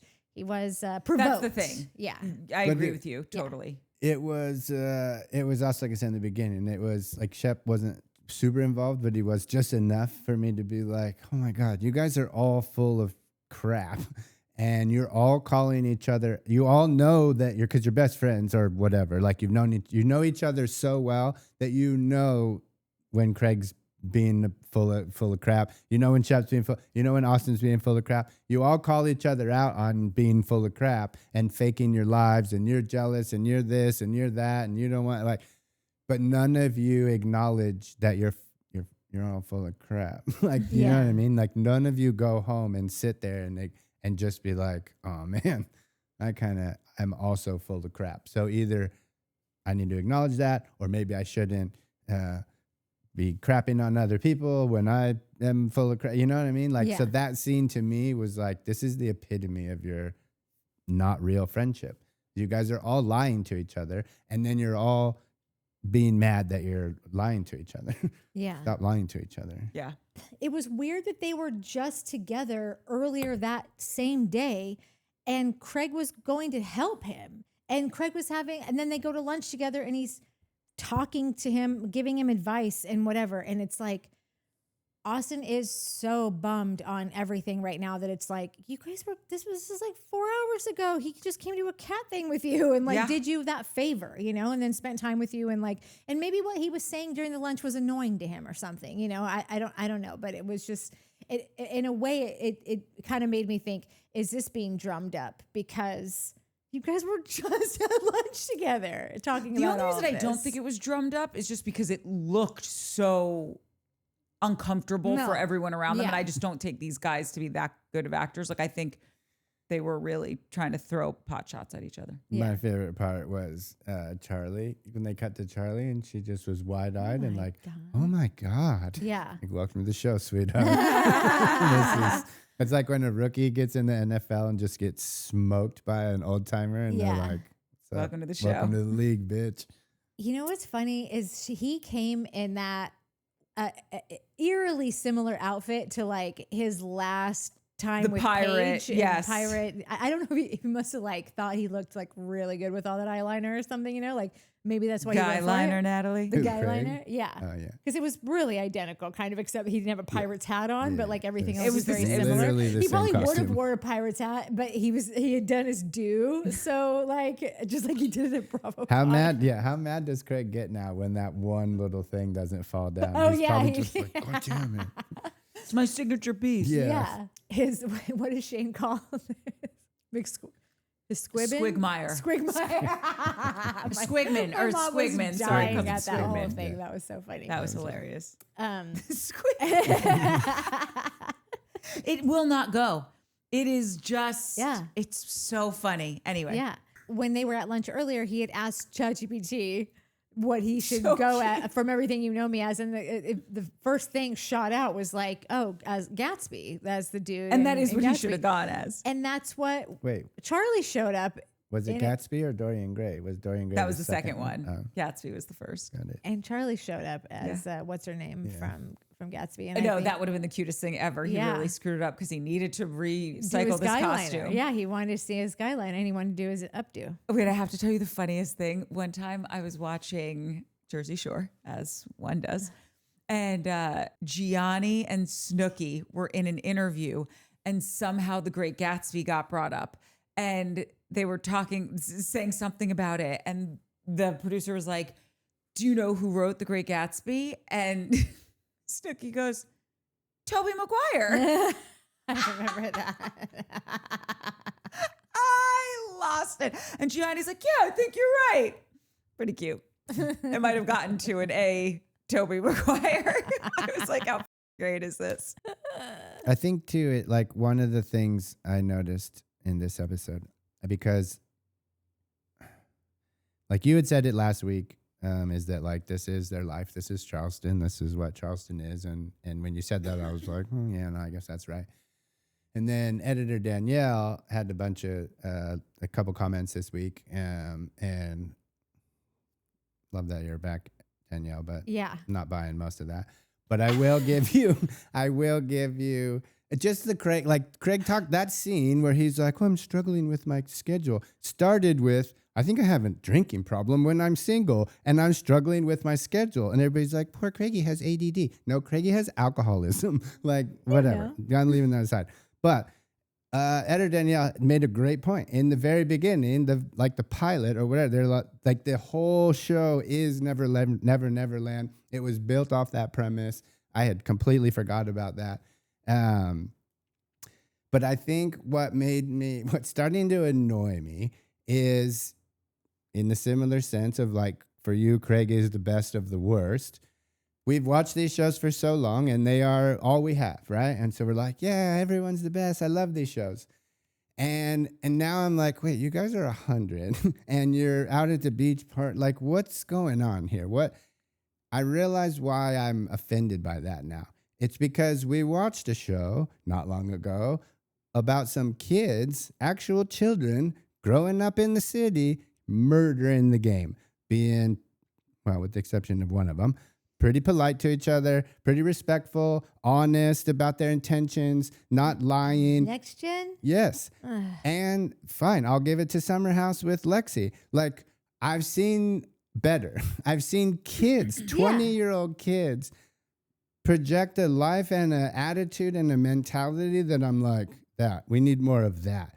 And now that I've seen that, I'm now gone back to like, oh, my homies. And I'm like, oh, you guys are dumb as hell. What? You're not even, Lexi will smoke you dudes. Like, Yeah. It's like you just went abroad for the first time and you're coming Totally, back and yeah, you're like, it's you like, guys yeah. are so unrefined. Yeah, exactly, right? And my thing's out and I'm drinking espresso now, Calling it a not flat in the espresso. loo. Yeah. And, yeah. Like that is, I think that's that's what happened. Is like I got a taste of the good life, and now I'm back here with these schmoes acting like idiots, which would be fine if you were 20-year-olds, but you're 40-year-olds.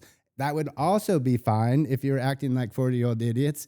If there wasn't some 20-year-olds ruining the game, like I think that's where I'm at. I'm like I got a taste of that good life. Yeah, this town I think is just extra There's that. horrendous Yeah. because they're 37 and 38. I think that Austen and Craig are like Shep's like 45 or I something, think. Yeah. but like Whitney's in his, he's got at Whitney's least like 50. 90 at this Yeah. point. Yeah, I Whitney's- think. but whatever. Molly's Whitney's in her not in the 30s. show. Like Whitney's not a part Madison's of almost the 40, show. I think. It spans from 28 to 45 for the No, they're theatrical doing character. exactly what we wanted Summer House to do, where it was like, okay, but you have to keep filtering in younger people so that we're like, because we were ready to ship so many of them off last season, but it was like, who would be left? This is just different because they all did grow up in this town. So even if they are all, even if like, I don't know if I would ever use the word age out for Shep. This is Shep's home. Shep will live. This is Shep's entire family lineage. That's like, right.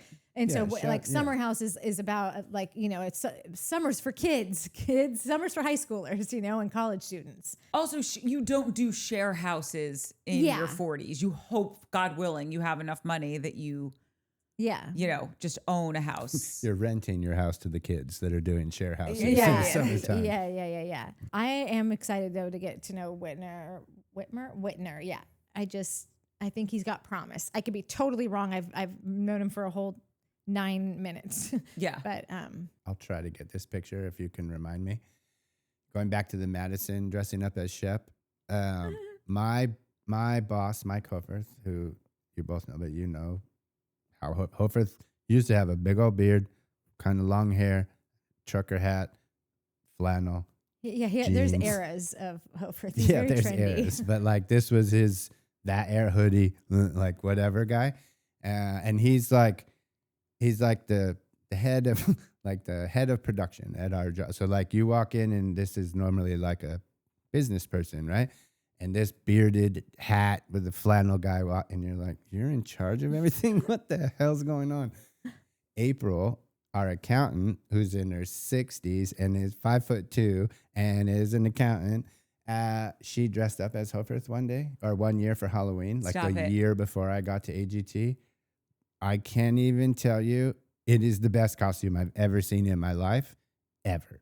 It was. They took picture. I'll try to see if April will send me the picture of the two of them next to each other. She had she had his watch. She had the same hoodie. She got a beard, That's a hat. amazing. It was the craziest thing I've ever seen in my life. And then also Rod with Shep's or with her when she walked in and he was like, "Oh my God, Madison killed the costume. The only thing she's missing is a 22-year-old on her arm." Yeah, so good. So I good. love that he just had a T-shirt that says "Just pretend I'm Don Quixote." or That's so something. funny. I didn't see that, but then at one point I was like, "What the hell did he dress up as?" A good Halloween costume is, you'll talk about it for decades. Shep's looked like a kindergartner cowboy costume that you get off of Amazon. Like Who was he supposed to be again? I don't even know, but it He's was just not good at these things. No, but it was He like needs a the makeover. cheapest. Yes, because it's Shep. Like it looked like his Yeah. pants were made out of like a plastic trash bag. I don't think I've ever gone to like a theme costume party Oh, they're fun. Nat hates them, but they're other great. than like a I Halloween. mean, I but- liked them when I was a kid. I went to them all through college. You know, I was Britney Spears for Halloween. Like these are great days, but I don't. To go to a party now and you're telling me what to wear, no. I had to go to a theme party and it was dress up as your favorite superhero. So I went as Cher. I did. And in an original Bob Mackie. Built Indie said, "These are truly their lives, and I think it's the most real group of friends portrayed on TV." And I just like that. We're literally just talking about that. And I like that you felt us on that because I agree that this is as real as it's getting for reality TV right now. Shannon Fall said, T-2 episodes before Shep or Austen has a jealousy meltdown over how many women are swooning over Craig at any event that's thrown. And I clearly agree with that. Bill Dindy also said this, and I just wanted to clarify. Why are we questioning if Craig loved her meaning Paige? He clearly was ready to change his whole life for her, whether or not he wanted to. He's an imperfect person that has no weight. He loved her, period. And I just wanted to clarify. I typed this in the comments, but if you're here listening, I have never questioned that he loved her. I think Mike is the one that thinks it's a completely false relationship. Yeah, that would be Mike. No, I don't think it's completely false. I also disagree that he wanted to move to New York City. He didn't. He only said that he would towards the end when he said that he felt like he was losing her. So sorry, Shannon, love you. Don't love that take because I don't buy it. That was Bill Dindy, not Shannon. Oh, sorry. Still love both of you, but I'm not buying it. Harris said, Sally is the type of girl that you meet at your friend's house at a pregame. You vibe super hard with her. You two become inseparable when you go out to bars. You make little inside jokes with her. And then when the night ends, you never see her again. But you still follow her on Instagram for years. And she's always saying, let's hang out. So you try to make plans and then crickets. And you nailed that so hard. My head exploded. Yeah, that was amazing. A perfect comment. Christian Eckert said, the way that Shep and Austen can't keep Craig's name out of their mouths, they're jealous. And I said, 100. And Nat said, thank you.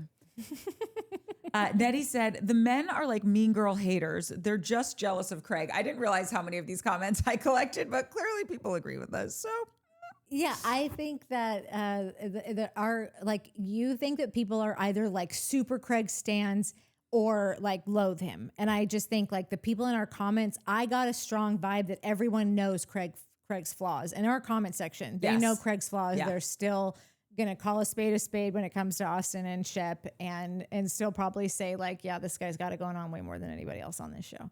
So I think that there are people that are like, no, we get it. And we're still in because this is all there is to be into. Yeah, no, I think, yeah, no, that, all right. But that's the frustrating part is that, whatever, doesn't matter. Literally doesn't matter because see, that's frustrating for me too. No, okay. It's not. It's this. This is the frustrating part is that people don't listen.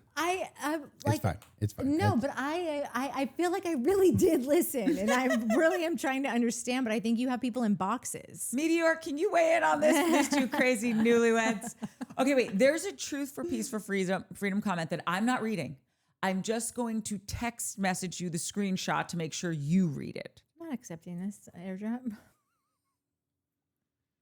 Truth for Peace for Freedom said, no, I'm not doing it, but you better read this, okay? If not, I'm reading it. Kathy Mallory said, also, it's weird how it's weird how Shep named his dog Craig. It is really weird that he did that. And it's some weird frat hazing thing that I am just not into. Oh, also, Mary McAndrews said Austen is from Charlotte, North Carolina, and we were wondering this last episode. And I misspoke. I think I said Hilton Head. But like we knew he was definitely from the South. But thank you for clarifying. But that's where his lady friend's from. Yes, but she also said airdrop failed. Yeah, I know. I didn't. I'm literally looking for it. It's not in here. So way harsh. I didn't decline it. I just I don't know what my phone is saying. Seemed like it. Cutthroat over here. Okay, Haley and Dave said Craig needs a Jack because his two quote unquote best friends are never genuinely happy for him when good things happen in his life or if he's doing anything new or exciting.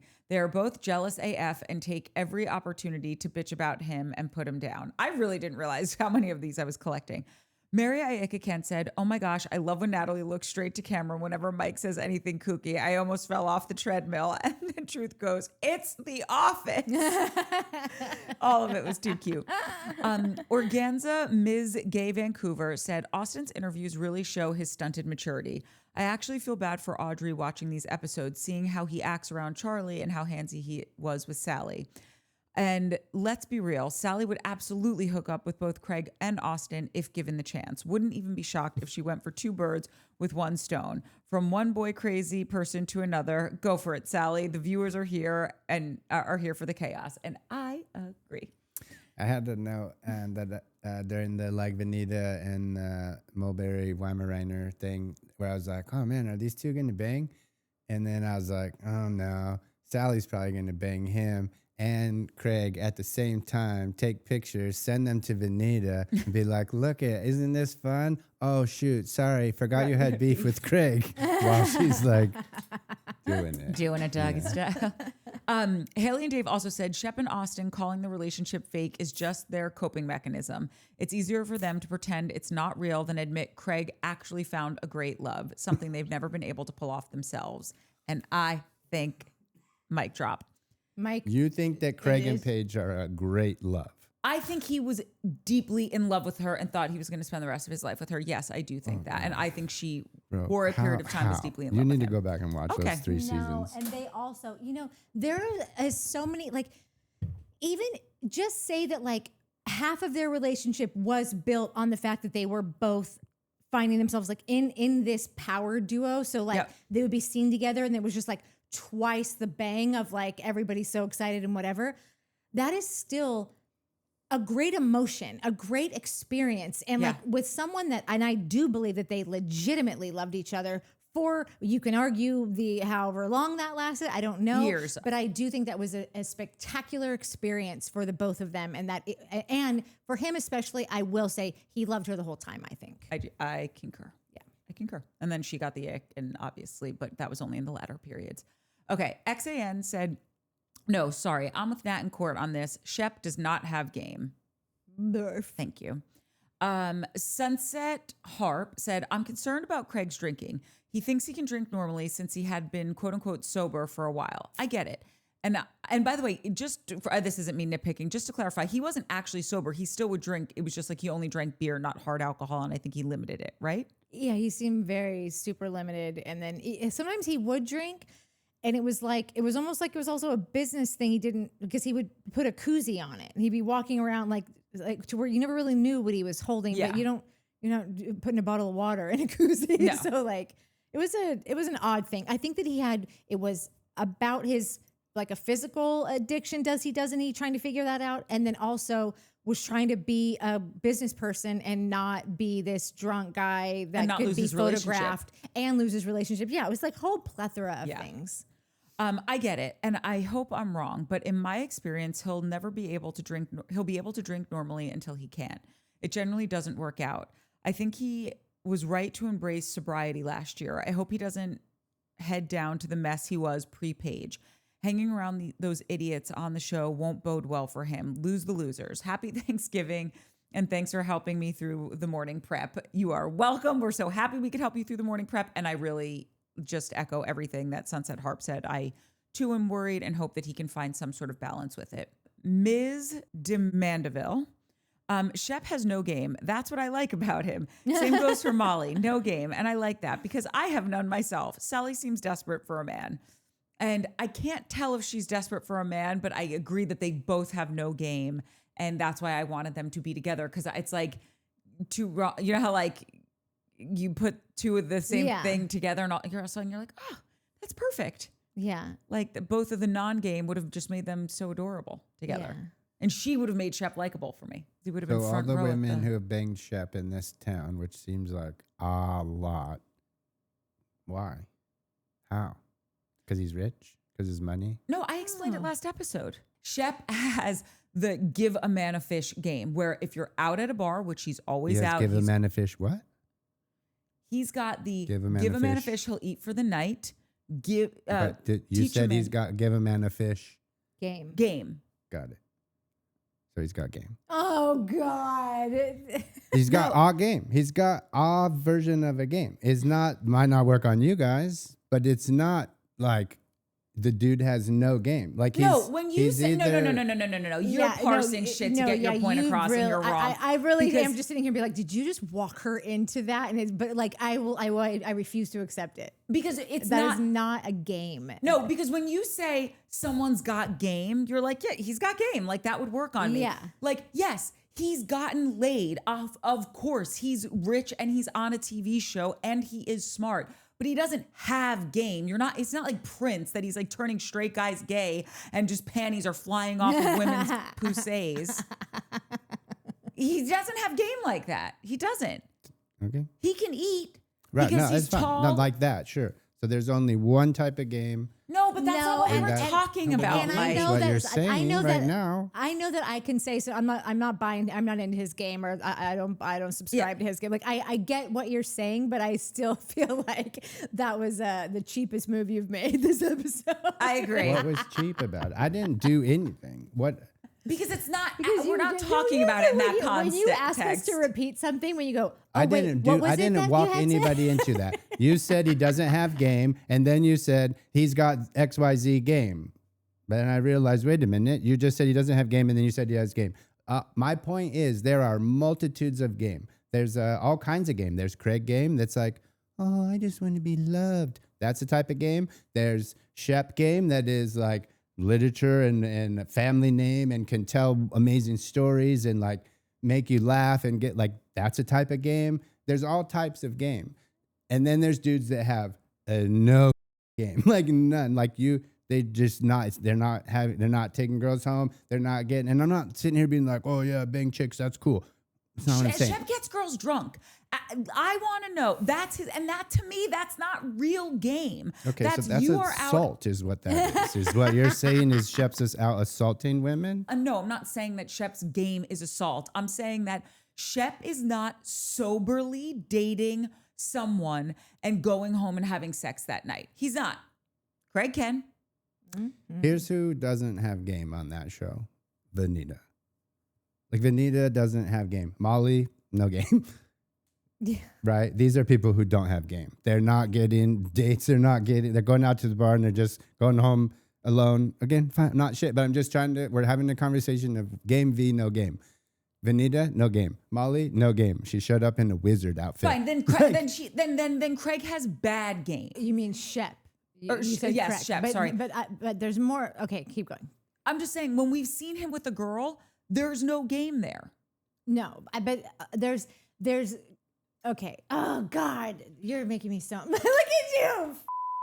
I can go to my comments if you want. That's No, all I listen, needed right okay, there. Okay, just because I'm not going to be this person that like doesn't admit that what you First like the comment is so verbal dicky. the definition of the word that you're using. Yeah, if you want to like go, yeah, exactly. In that case, then I would say that Craig has no game because Craig's not playing a game. Craig is just showing up as himself, actually really caring about people, really wanting to know about their background, really wanting to be like, oh, do you know where my costume is? Like, where's your, like, really actually doing that? Like, it's not a game. He's genuine. Yeah, it's just genuine. So, like, yeah, I guess Shep plays a little bitch boy game. I'm a rich surfer kid who will finish in 5 seconds, and you'll hear from me next week at 2 a.m. when this game doesn't work on the girl I'm trying to pull it on now. And to be clear, if you're talking about someone who has bad game, you say they have bad game or they don't have game.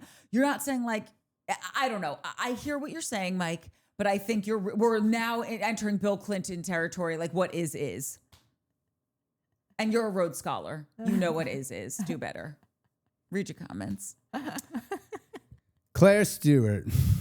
I don't like agreeing with a man. Frowny face. Congrats to Mike, I guess. I just wanted to apologize in person, Claire. I'm sorry. What happens? I.e. Shep has no game. You already butchered that one. We'll move on. Nettie. Maybe Vanita is launching a party planning biz. I was just gonna say, is Benita an event planner now? Yes. Wait, is that for real? No. Oh, I thought that was a joke too. Deborah, Lashley, and I are going to have an amazing season. I can feel it now. We're gonna. Deborah, you really gonna be chose a right team this week, didn't you? Sorry, but the only thing going on in my head on repeat was, can anyone say jump the shark? Salley, already on my nerves. This is all Deborah Lashley. Vanita, your time is up. You can't buy yourself a friend. Poor Molly, I really want to climb through the TV and help her. I have no hope for the guys. Austen is doing things in front of his girlfriend just like he's always done. I'm going to need therapy if this is how this show is going to be. See if we can get a 2 for 1. Deborah Lashley. Craig's parents were teachers, I think. I know his mom is a teacher. Well, they didn't teach Craig anything. Craig needs a jack. You got that? Pat Clark, are you seeing this? Foop, stop it. Pat's going to be mad at you, Foop. Don't bite me. D smiles. Happy Thanksgiving. Happy Thanksgiving. I like the curse words. So do we, but Yeah, so do we. we got a lot Much. of Oh man. a lot of GIF. No, a lot of I looked it up again Guff. and read the same thing. yeah. It's a lie. The internet's lying to me. I'm So we never have a changing. lot of. No, I'm not either, but I need to know because I'm Christina about to tell is you. a I'm researcher. about to tell you. No, we have a lot of food. Stop. We have a lot of very successful people who have done amazing work and have had amazing careers, gone on to some amazing things. Barry, Organza, Miss Gay Vancouver, big time people. Christina Coca, big time reporter. Just the facts. Viva la bubs. Viva la Bubs. And I don't know if you know about reporting or took a reporting school class, but it's just the facts, ma'am. That's what we do here. Coca, all caps, which is like extra facts. I know. It is not GIF, J-I-F. It's a hard G, GIF. Do not get me started on. Do not get her started. I don't care what the internet says. It lied to you twice.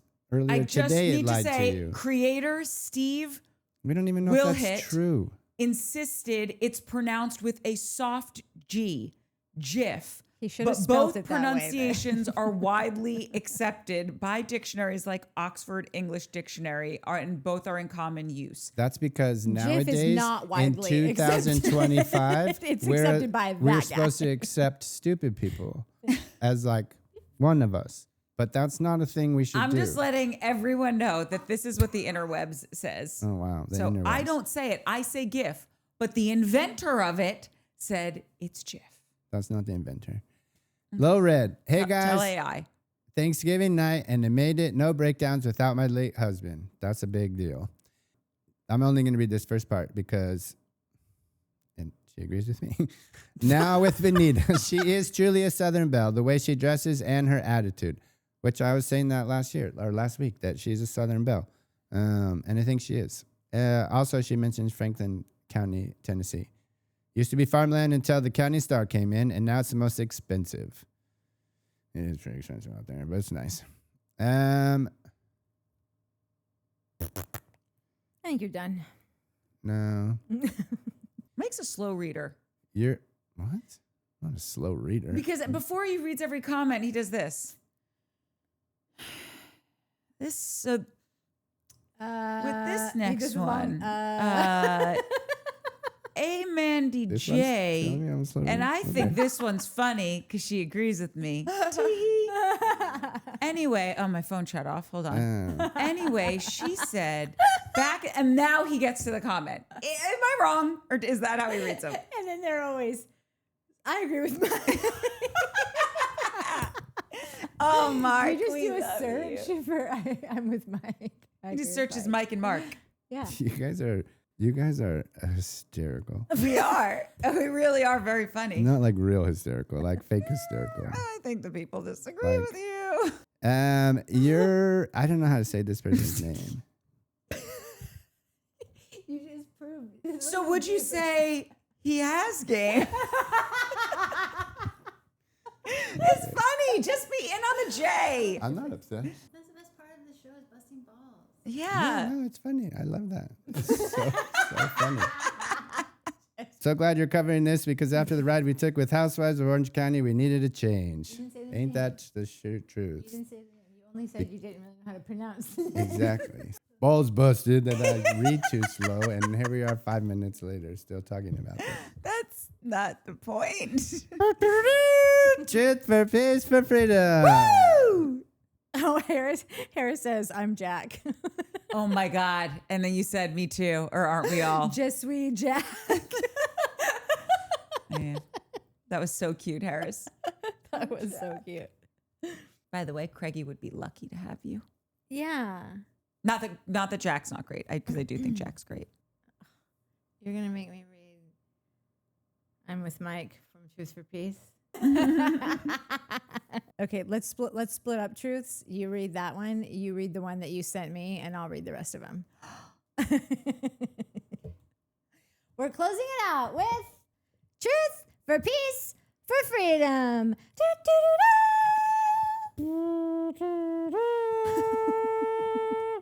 Woo! And we're all going to share. I'm going to share some of my wealth with you all tonight. So pick your favorite truths for peace. For freedom. And I'll close it out after that. If Shep was a housewife, his tagline would be, if you want to start something with me, you won't finish. End the show. Truth, stop writing. This is the zenith moment. You will never. That is so good. Until you get to Mike's, which is... I'm with Mike. Molly is my number one person in the group. She makes the show extra interesting for me. She's the Bridget Jones of Charleston. That's banger line. It's a fresh take on a 37-year-old woman navigating this time in her life. Salley is my least favorite girl, but at least she's creating storylines. None of that is agreeing with me now, so you can have your phone back. Wow, you're just going to throw truth out the window? What's happening? Every good show needs a villain. She was hungry for the spotlight and doesn't care by which means she takes to captivate our attention, even if it means making an ass of herself. Salley is the Taylor Greene of this season. Craig is my number one guy in the group. Woo! I really wanted him to read that part.